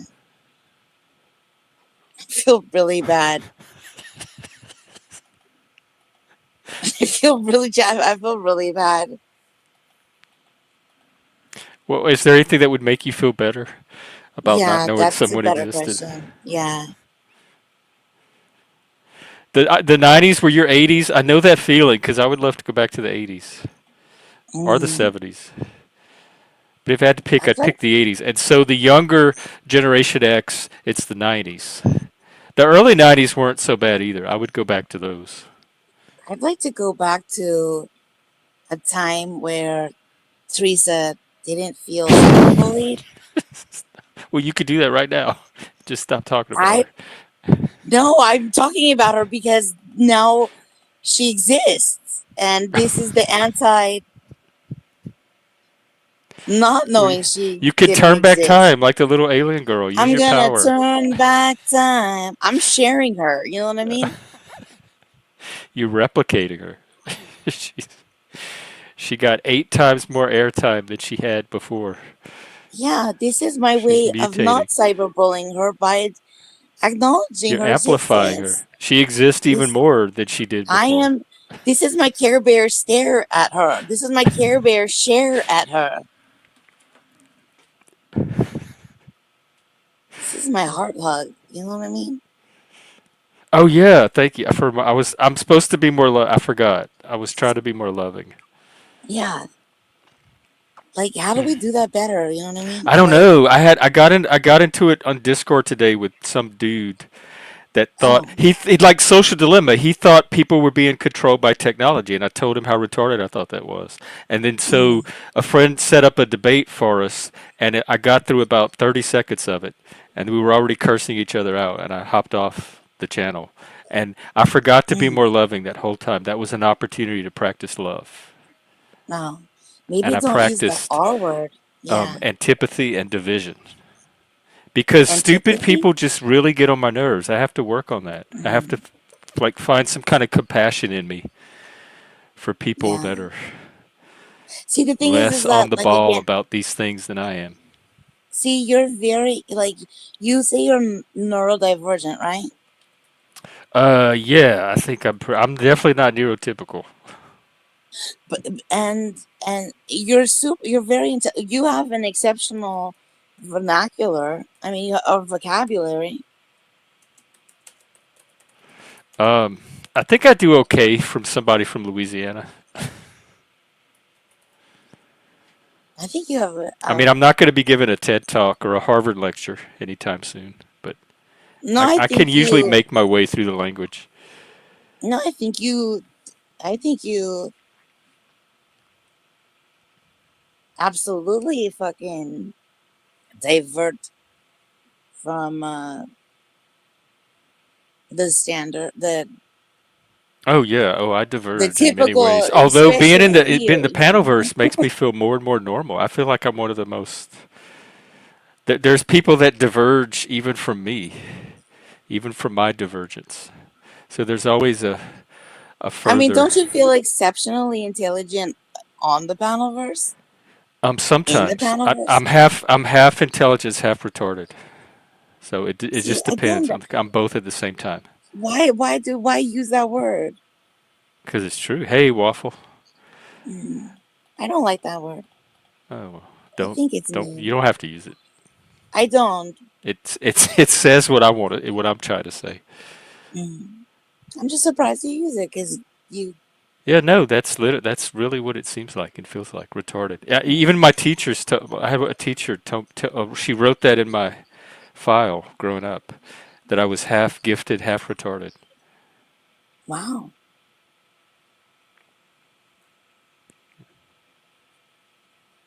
Because there's some things I'm very behind on that other people pick up way faster than me, and then there's some things that I pick up way faster than other people. So it's a dialectic. But don't you think that is an adequate term? Um, not to me, not for me. It isn't. Yeah, gift hearted. There you go. I like that. Actually, thanks. Thanks. the technical term for Spider. it is twice exceptional. 2E. It means you get Mm. special ed services in school, in public school. You have like an IEP or a 401 plan, and you get gifted services because you fit in both buckets. So it's two What's exceptions. IEP?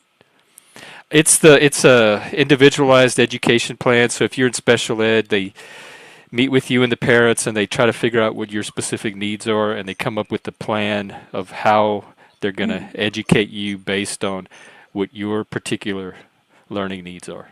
And it's individualized to each kid. And then they keep it on file, and it can travel with the kid from grade to grade to grade. And the special ed teachers are supposed to go off of this IEP plan when they're trying to teach the Mm. kid. Mm. And then there's another similar thing called a 401 plan. And I forgot, one does one thing and one does another, but they're both similar. So they've kind of standardized the way they do special ed to make sure that there's consistency through the grades, and it also allows for some accountability. Okay, ready? We're gonna do pop quiz real quick. Ready? Okay. Beach or forest? Oh, that's a tough one. I'm leaning slightly toward beach because I love to Mm. beach camp, and we don't get a lot of sun here, and I miss the sun, and I get plenty of forest up here, so I'm gonna go with beach. It's the most exotic right now. Okay, summer or fall? Summer for the same reason. Simon or Garfunkel? That's the one with the hair. I'm gonna go with Garfunkel. Mm. He was kind of, first of all, he had the nicer voice, and he was kind of the cool background guy that could, like, you're not sure what exactly he added to the trio, but you wouldn't have the duo without him. So he's that like mysterious missing ingredient. Left or right? Right. Street Fighter or Mortal Kombat? Okay, that's where I got. See, that's the retarded part coming out. I know those are video games. I don't know anything about either one. I'm gonna say Mortal Kombat because the theme song. I think I know the theme song. Okay. I think they have a cool Um. song to go to it, and I don't know anything about Street Fighter. Plus, street fighting sounds like something I wouldn't be involved in, but I have been involved in verbal combat, which is This close to goes back to Mortal this Kombat. is it's just trauma because you got punched in the face all those times. It It's might bringing out be. your That was inner like my one warrior. I got street fighting, but I didn't fight. It's bringing out your inner Yeah, punch in the face. my emotional It's bringing out your inner flashbacks. nosebleed. Yeah, yeah. Okay, pizza or Chinese food? Oh my God, I've been hungry for some good Chinese for a while now, and I eat pizza every damn day just about. So Chinese, Oh goodness, give what's me your the pizza Chinese toppings? people. Oh, now it's people. Wow. Well, they make the Okay. food. They make the best. Oh my God, Okay. Chinese people can cook so good food. What's your pizza toppings though? Just plain. I don't like all that. You just Pri- go with cheese? Well, I get the grocery store pizzas, and all the meat toppings are all that nasty processed meat. So I Mm. just get the plain pizzas. Okay, thin crust or like a rising? It depends. I prefer Cheese. thin, but sometimes I get the Mm. thicker crust just because it stretches further. I can. It's more filling Mm. with the thicker crust, so I eat What less about a of it. stuffed crust? I don't really like the stuffed crust unless every now and then if you have to get it from the actual store, like the Papa John's or something. But um, Mm. I don't really like cheese actually. So I don't get a lot out What? of big Oh gosh, chunks I'm of gonna pass cheese out. all at once. Oh my gosh. But I Oh like the my dipping gosh. sauce, Okay, like ranch or garlic? the garlic butter. Mm.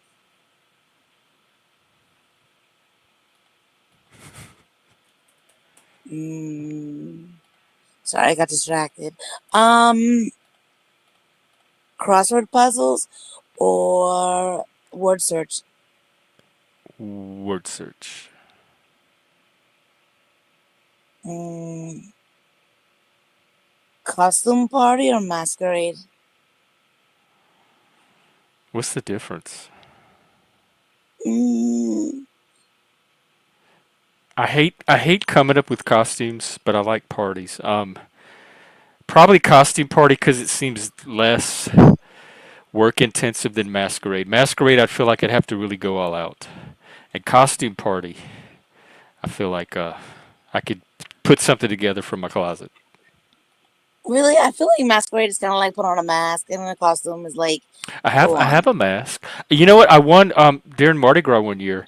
I won the costume contest that the city had. I got the. Mm. They had different Mm. categories. I think I got the gold medal in one of the categories. Wow, really? Yeah, in fact, I'm trying to Did you find the picture. cheat? Did I cheat? No, I didn't cheat. Yeah.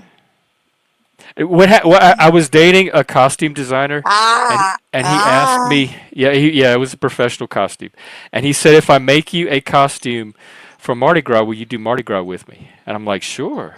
So he made this big fancy costume. It was like a musketeer. He made a ruff, like the things that they wear around their necks in the uh, like Renaissance days. And then we were leaving the house, and he got into a fight with the cop, and he decided he didn't want to do Mardi Gras after all. And so he went back home, and he left me by myself in this costume to walk around town alone. And the city said costume contest, so I thought like people were going to go all out. This is Louisiana and do costumes. Nobody was doing this level of costume at all. I looked like a mascot at Disney World, and so people were coming up to me all day. They thought like I was part of like the city had hired me as to represent Mardi Gras. The people were taking their pictures with me. They were wanting Mm, autographs, all kind of stuff. It was ridiculous mm. So you because like a the rough? costume was so fancy and nobody else had anything like that on. Wow, Spike. Wow. Okay, that's fine. Okay, do you like sea grapes or seaweed? What's a sea grape? That sounds. They both sound nasty. I don't like most things that come out of the ocean. Okay, well, okay. Let me ask you this: how do fish like to party? How do you fit in schools? Seaweed, buddy. Puff puff pass. Oh, haha.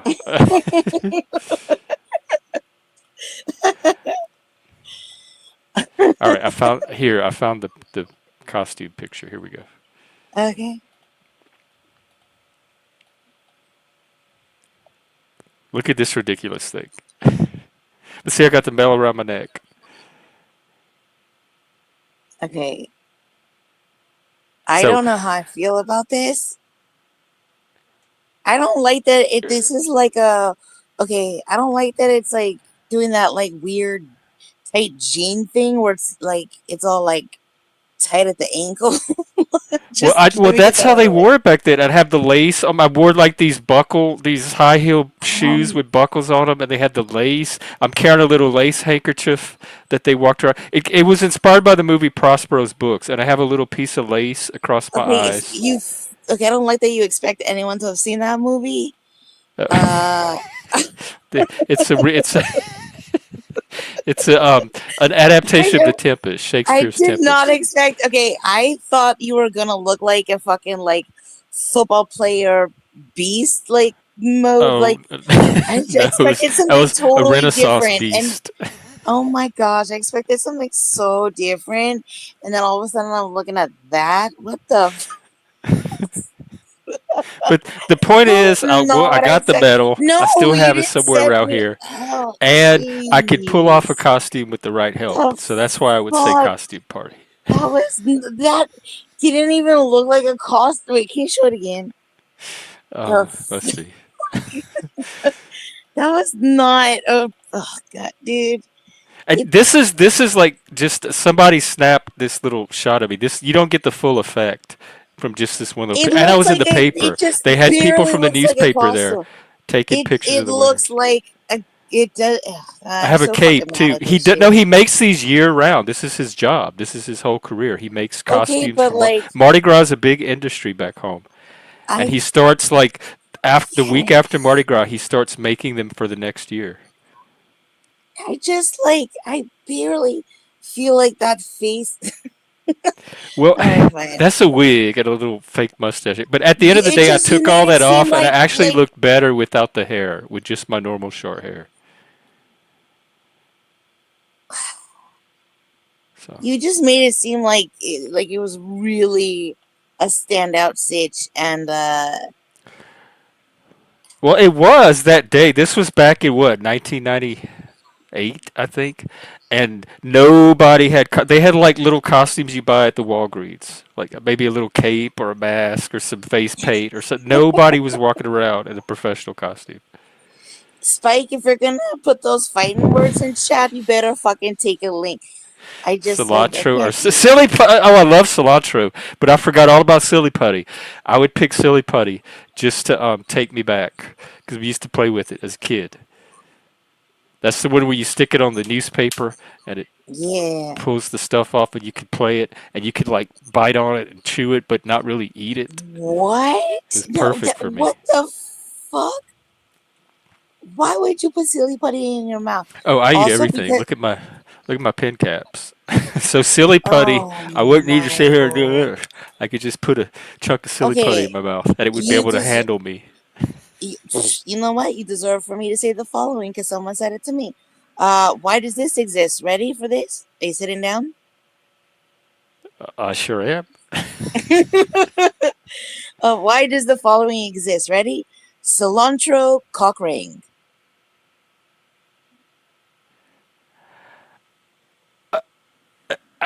I didn't know there was. Hang on, that's nothing I have to look up. I imagine Okay, for the go. same reason that flavored condoms exist. Okay.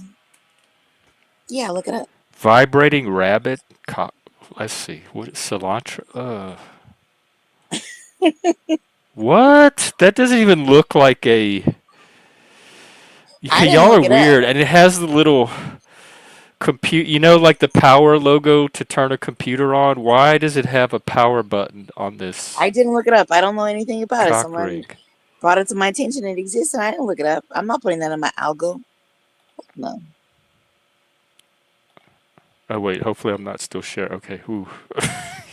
it's That would just be educational. it's the Natural Love Company. They make it. It's ugly Okay. too. It's like an ugly avocado green pistachio Even avocado green, and cilantro green. they sell toy cleaner in a bottle Yeah, it that would you be could buy poison to ivy. clean it with. Ew.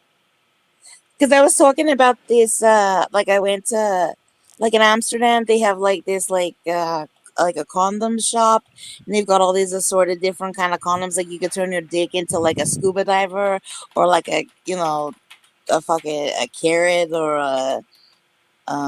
a flamingo or whatever, like and somehow cilantro cock rings came up. I don't know. It's a whole fucking vibe. I can think of so many other things to flavor it with than cilantro. Basil, Is it a mint, flavor or is it just like a wreath? dill pickle. Uh, Mike, we love slime. Oh my God, I played with slime probably more than any other toy. We would sit there at the table, and we had the little Play-Doh barbershop kit, and it had all these barbershop tools, and we would use them on the slime and cut the slime and chop the slime and make shapes out of the slime.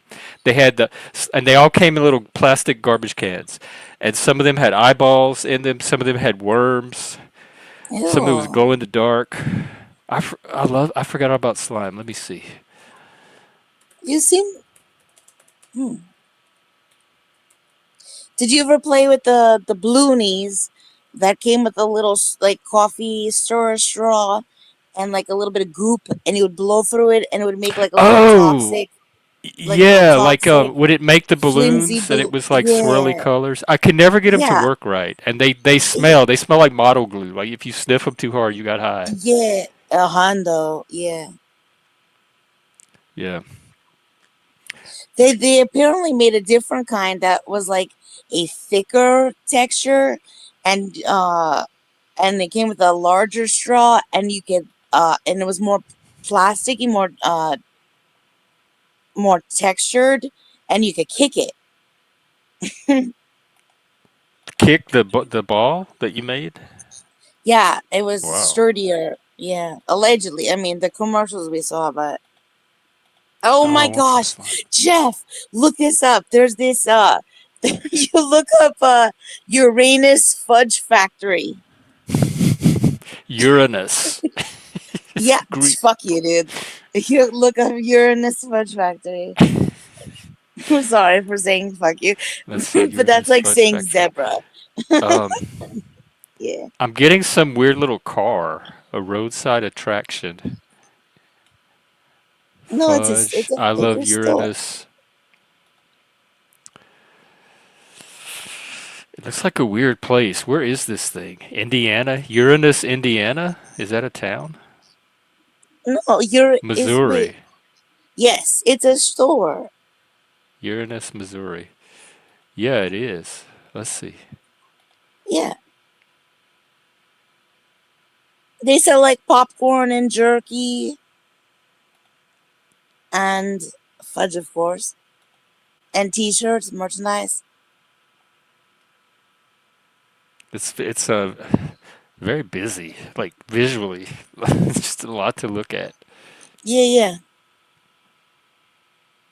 But like they really do have like a great menu. you know, it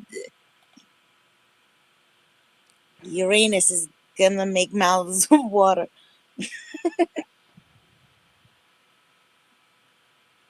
Ooh, wow. Yeah, they have every color and flavor of fudge you could think of. You Pack should your share your fudge. screen They and show. ship. It Yeah, says pack your fudge. yeah, Stop fudging around. yeah. You should show it. It's really great. Oh, okay. I It's just really closed funny. it They out. do a good job. Yeah.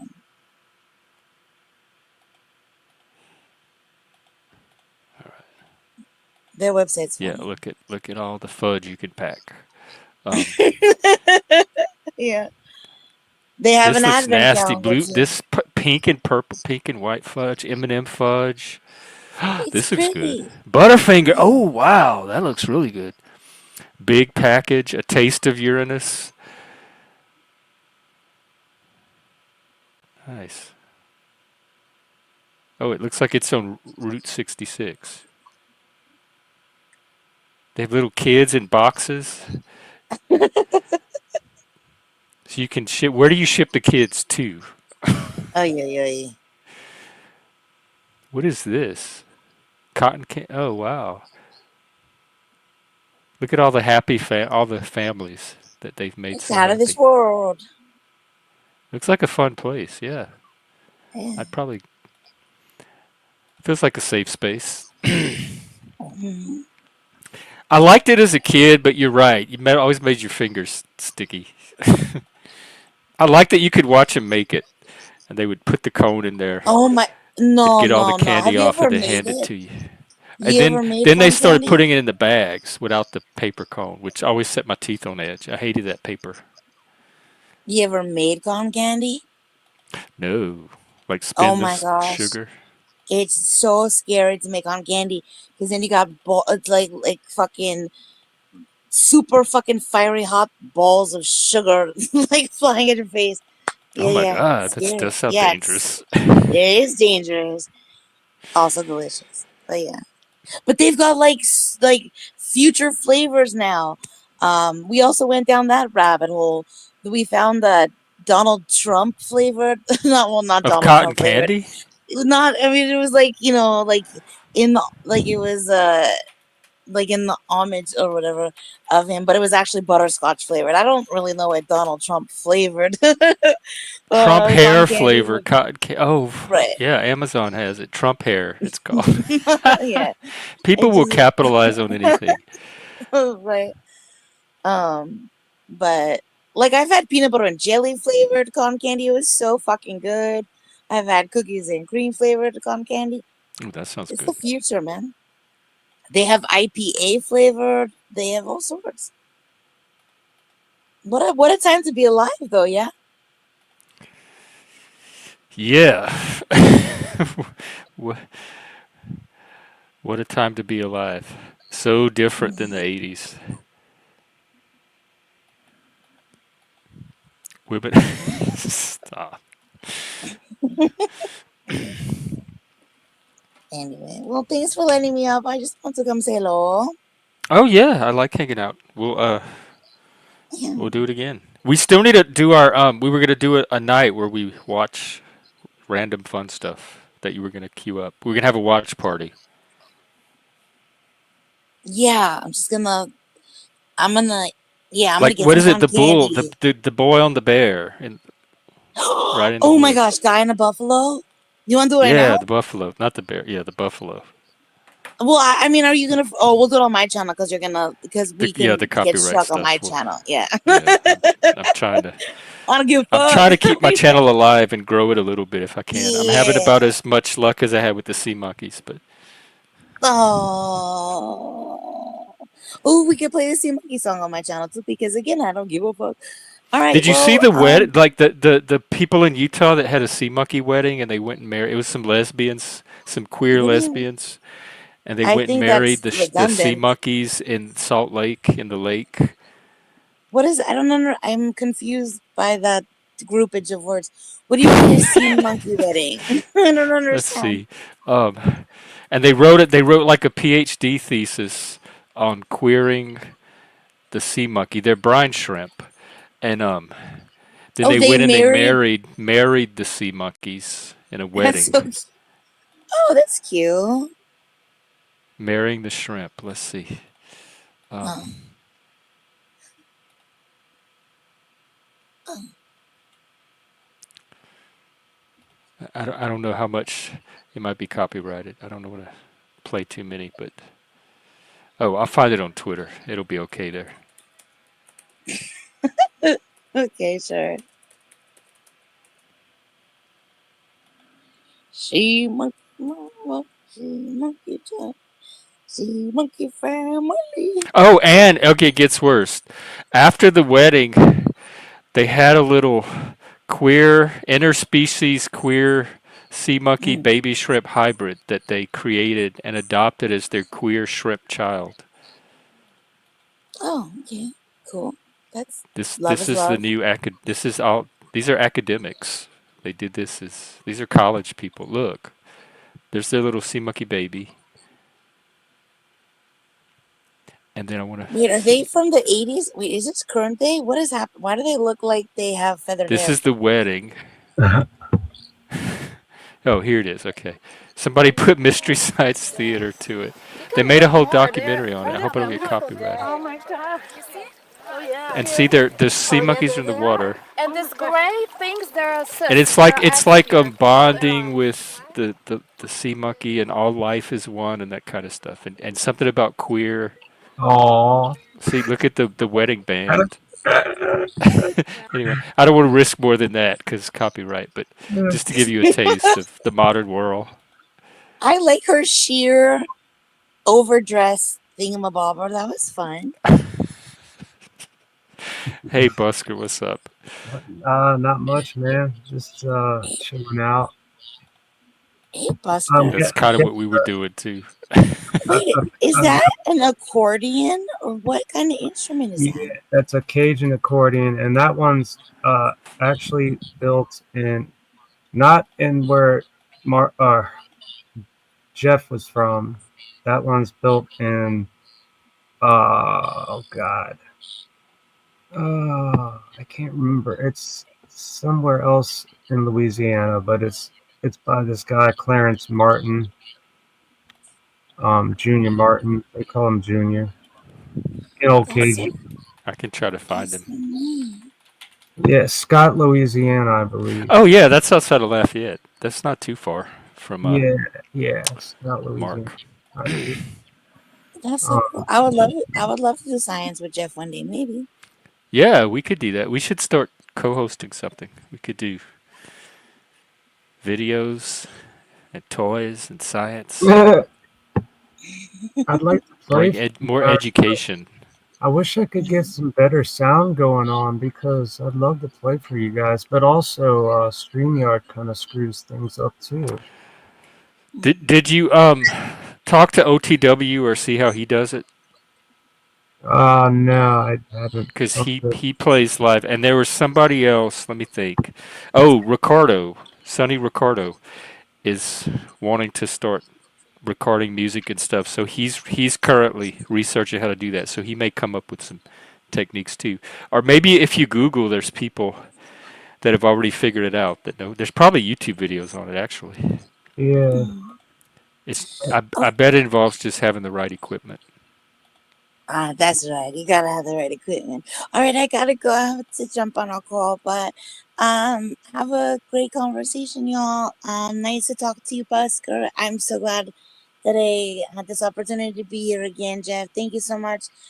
Thanks, chat. And again, I'm so sorry to the one who I didn't know existed. Well, she stopped existing about that time because we didn't hear anything from her. Right, but I acknowledge you the most, and I will never ever cyberbully you. So, okay, XOXO. Bye. We'll see you later. Bye, Shifty. Thank you. We'll see you again. Hope. Yeah, dude. That picture is in front of a place called Maggie Moo's, and they had basically teenagers serving ice cream. Oh, that's in Baltimore? Yeah, it was in Fells Point. We used to play down. We played in front of a bunch of different places in Fells Point, and mostly more towards the water, not up Broadway Avenue, but more towards the end and Thames Street. Those were the days, man. Dude, tomorrow I'm so excited.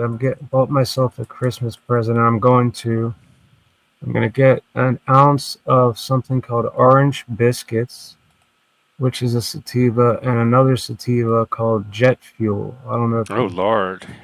Yeah. You're going to be high as a Christmas tree. Well, I'm going to be uplifted. That's what I need, because that's the right kind of marijuana for me. So sativa leaning. And I'm hoping for the best with this because it says sativa and it doesn't say hybrid. I mean, it is a hybrid. I can look them up. What are they called? Orange? Orange biscuits. If you look up orange biscuit strain, it might come up, and Jet Fuel's more known.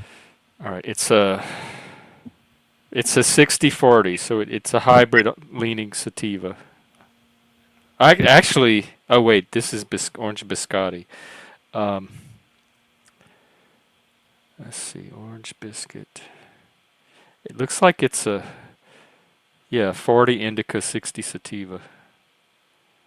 Yeah, I could deal with that. And How then about what's the other one?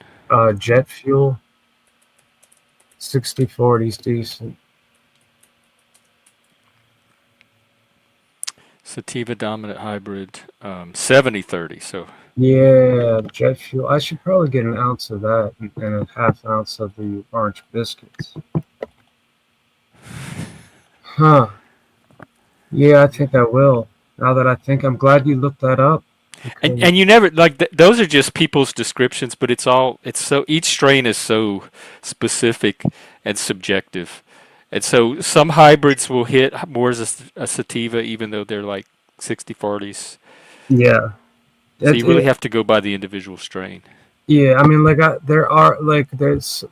been like, it's been spot on thus far, and I've been researching for years and years of all these strains. So, and as long as they come out, I mean, sometimes they don't come back as good, but there's different cultivators, or whatever. And I got something in a big plastic container that was like, it was junk, but it was like, it was very inexpensive for like a half an ounce. It was like $90 for a half ounce. That's pretty damn good. And that was Tangerine Dream. I still got a little bit of that left. Not so much my favorite, but it is in the sativa land a little bit. Yeah, I think I've had Tangerine Dream before. It's a mix between Blue Dream and Tangy maybe. I don't even know if Blue Dream is actually involved, because I was wondering that, and I looked at it. I was kind of surprised because I didn't see that name, Blue Dream. I figured it would have been, but from what I read in the description, It's G13, Afghani, and Neville's yeah, A5 Haze. So yeah, it's not Blue Dream. it's like a whole bunch of different strains, and like, but that's the way it goes with. Sometimes they make some good creations, I think. And hopefully, I mean, like, the only problem with a lot of these are the phenotype doesn't seem to stick around for some reason, and then it's not as good. Like, Blue Dream has gone through that transformation of, it's not as good as it used to be. A lot of people notice that. So, but the hybrids of Blue Dream and something else, there's a whole bunch of different ones that turned out pretty damn good too, and that are like now staples in it. So it's pretty intriguing. Oh man, oh shit, dude! I didn't tell you. There was a shootout last night, and like right in front of, it was, I'd say, I don't know how, it was pretty close to the neighbors across the street on, I won't say the name of the street, but it's a kind of a main street, and it was at a funeral home, but there was no funeral service there yet. Like, there was like 9 people injured and 1 people dead. Wow, what were like the people were at the funeral home? That's the good thing. I mean, the weird thing, because there was nobody. They're saying on the news that there was nobody at a funeral there, so it wasn't. If you probably could find it, but it kind of gives away where I live, because it's like right outside. It's like Mass shooting near Maryland funeral home leaves 1 dead, 9 injured. yep, Wow. yep. That's the one. That's fucking bad. And I heard it, man. It sounded like a goddamn video game. I mean, the shotgun. It sounded like a shotgun that was like automatic almost. It was like boom, boom, You think it was like a drive-by? it could have been that, but An officer found a vehicle lying on its side in flames. yeah, that's right. And a vehicle flipped over or some shit. And Man, I Busker. live like a stone's throw from that shit, and like it was like I thought it was on my street. I was like, oh my god, I was ready to get down on the floor. Shit. It says that it appears the individuals somehow knew one another and the incident was intentional and targeted. Yeah, I kind of figured that. Yeah, that must. It's in my mind. It must. Yeah, It also said these types of incidents are unheard of here. that's It right. really shocks us. Yeah, it is shocking. I mean, it's just like something would not. I know there's crime around here, but nothing like this. Jesus. I mean, I wonder what happened with those other 9 people. I wonder if they're alive or not. And it does not believe the incident was related to the business at the funeral home, so it's probably just a coincidence that it happened there. Yeah, it was just some thugging and drugging. Yeah, at the that was just where it happened. It just kind of. Oh, I wish it happened somewhere in the city, somewhere else. But I heard there was more gunshots. No, I didn't hear them, but somebody I know said there was more gunshots in this area, like right after or today or some shit. I don't know. I have to get with that girl and woman and see what she says. Dude, I'm like I'm an adult now and I'm calling women girls just because like I'm stuck in my old fucking mindset, you know? Like when I call women girls, it's just the way it is. It's just like the way I, like it's just like the makeup of my. At least you don't call them gals or little Yeah, ladies. yeah, I don't do that shit. Yeah, that's Babe. gals. That'd be like more like the rockabilly scene or some shit. Sweetheart. Yeah. Sugar. Sugar tits. Oh man. Yeah. I don't know, dude. I'm just kind of glad I'm single because I don't need any of that kind of shit no more. It has its advantages. Yes, it does, man. Like I don't get any help around here except I got my bathroom cleaned. Yeah, you told us. And your kitchen. And the kitchen. But fucking I took a shower and somehow I still smelled like goddamn mildew. So I'm guessing it's coming out of the faucet. Oh. So maybe I need a new faucet. Or that might be it. Or unless the mold's inside the plumbing. I don't know. I mean, if that's possible. I guess it is. That would be bad. Oh man, that's scary, dude. And like they say that it can cause MS. So is it worse to smell like mildew or is it worse to not shower at all?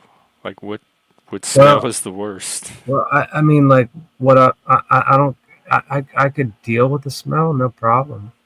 But since I know it's bad for MS from what I'm reading and how it can cause it. Oh yeah. So that kind of like just kind of twists my brain up. So but I keep myself clean. If I need to, I'll rub myself down with 100% rubbing alcohol and wet ones. And did you talk to your doctor about the mildew? Like, does he Well, know of the? I mean, like the my neurologist. That's basically the only doctor that would really care about it. I could talk to her, but I'm sure she'd probably say the same thing one of these caseworkers said a long time ago. She's like, mildew's bad for MS, and I'm like, oh my god. So I looked it up, and sure enough, it's not good, and it causes it, and this and that. And who knows, man? Living here since 2003 could be the reason I have MS. Oh man, imagine that. That's 20. I'm going on 22 years now. Holy shit. Yeah. I gotta get carted out of here or some shit. Is there somewhere else you could live? Not that I know of. I mean, shit. No, I don't wanna.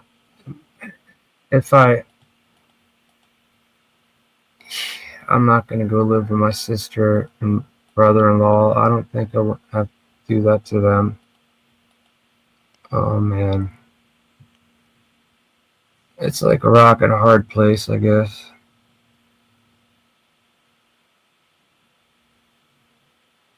But I've lived here so long, I'm just like attached to it, I'm like I'm a fungus to this goddamn house. I've grown on this house. Man, and thank God my roof got fixed, man. I can see it looks like tattered, like cloth of a ghost or shit, something like that. The paint on the roof of my bedroom, because I got leaks so bad all around my roof, on my ceiling, and yeah, the tattered look on my roof, not this. I mean the ceiling. That's what I meant. Yeah. Definitely gotta have this place an overhaul if I'm gonna move out. Shit. Anyway, man, I think I'm gonna hop off, brother, but thanks for having me up. Yeah. Well, have a good rest of your evening and You take too. care of yourself. Alright, yeah, see you later, bro. Okay, we'll see you around. Enjoy your gifts. Okay, I think that's a good little stream for today. Yes, definitely hang in there. And thanks to the rest of you for hanging in here. And I'll tonight's the big Survivor finale, so I probably won't be out tonight. So tomorrow, let's see. I think I have something to do tomorrow. Oh yeah, I'm trying this other job thing tomorrow, but it's in the afternoon, so I can still stream, but I'll only be able to go for a couple of hours. But I'll still be here tomorrow. And so I'll see you then. Take care, everybody. Let's see.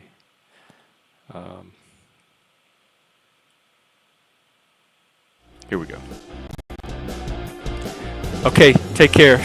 Do something fun for yourself tonight. It's hump day. We almost made it over. So I'll see you on the other side tomorrow. Take care.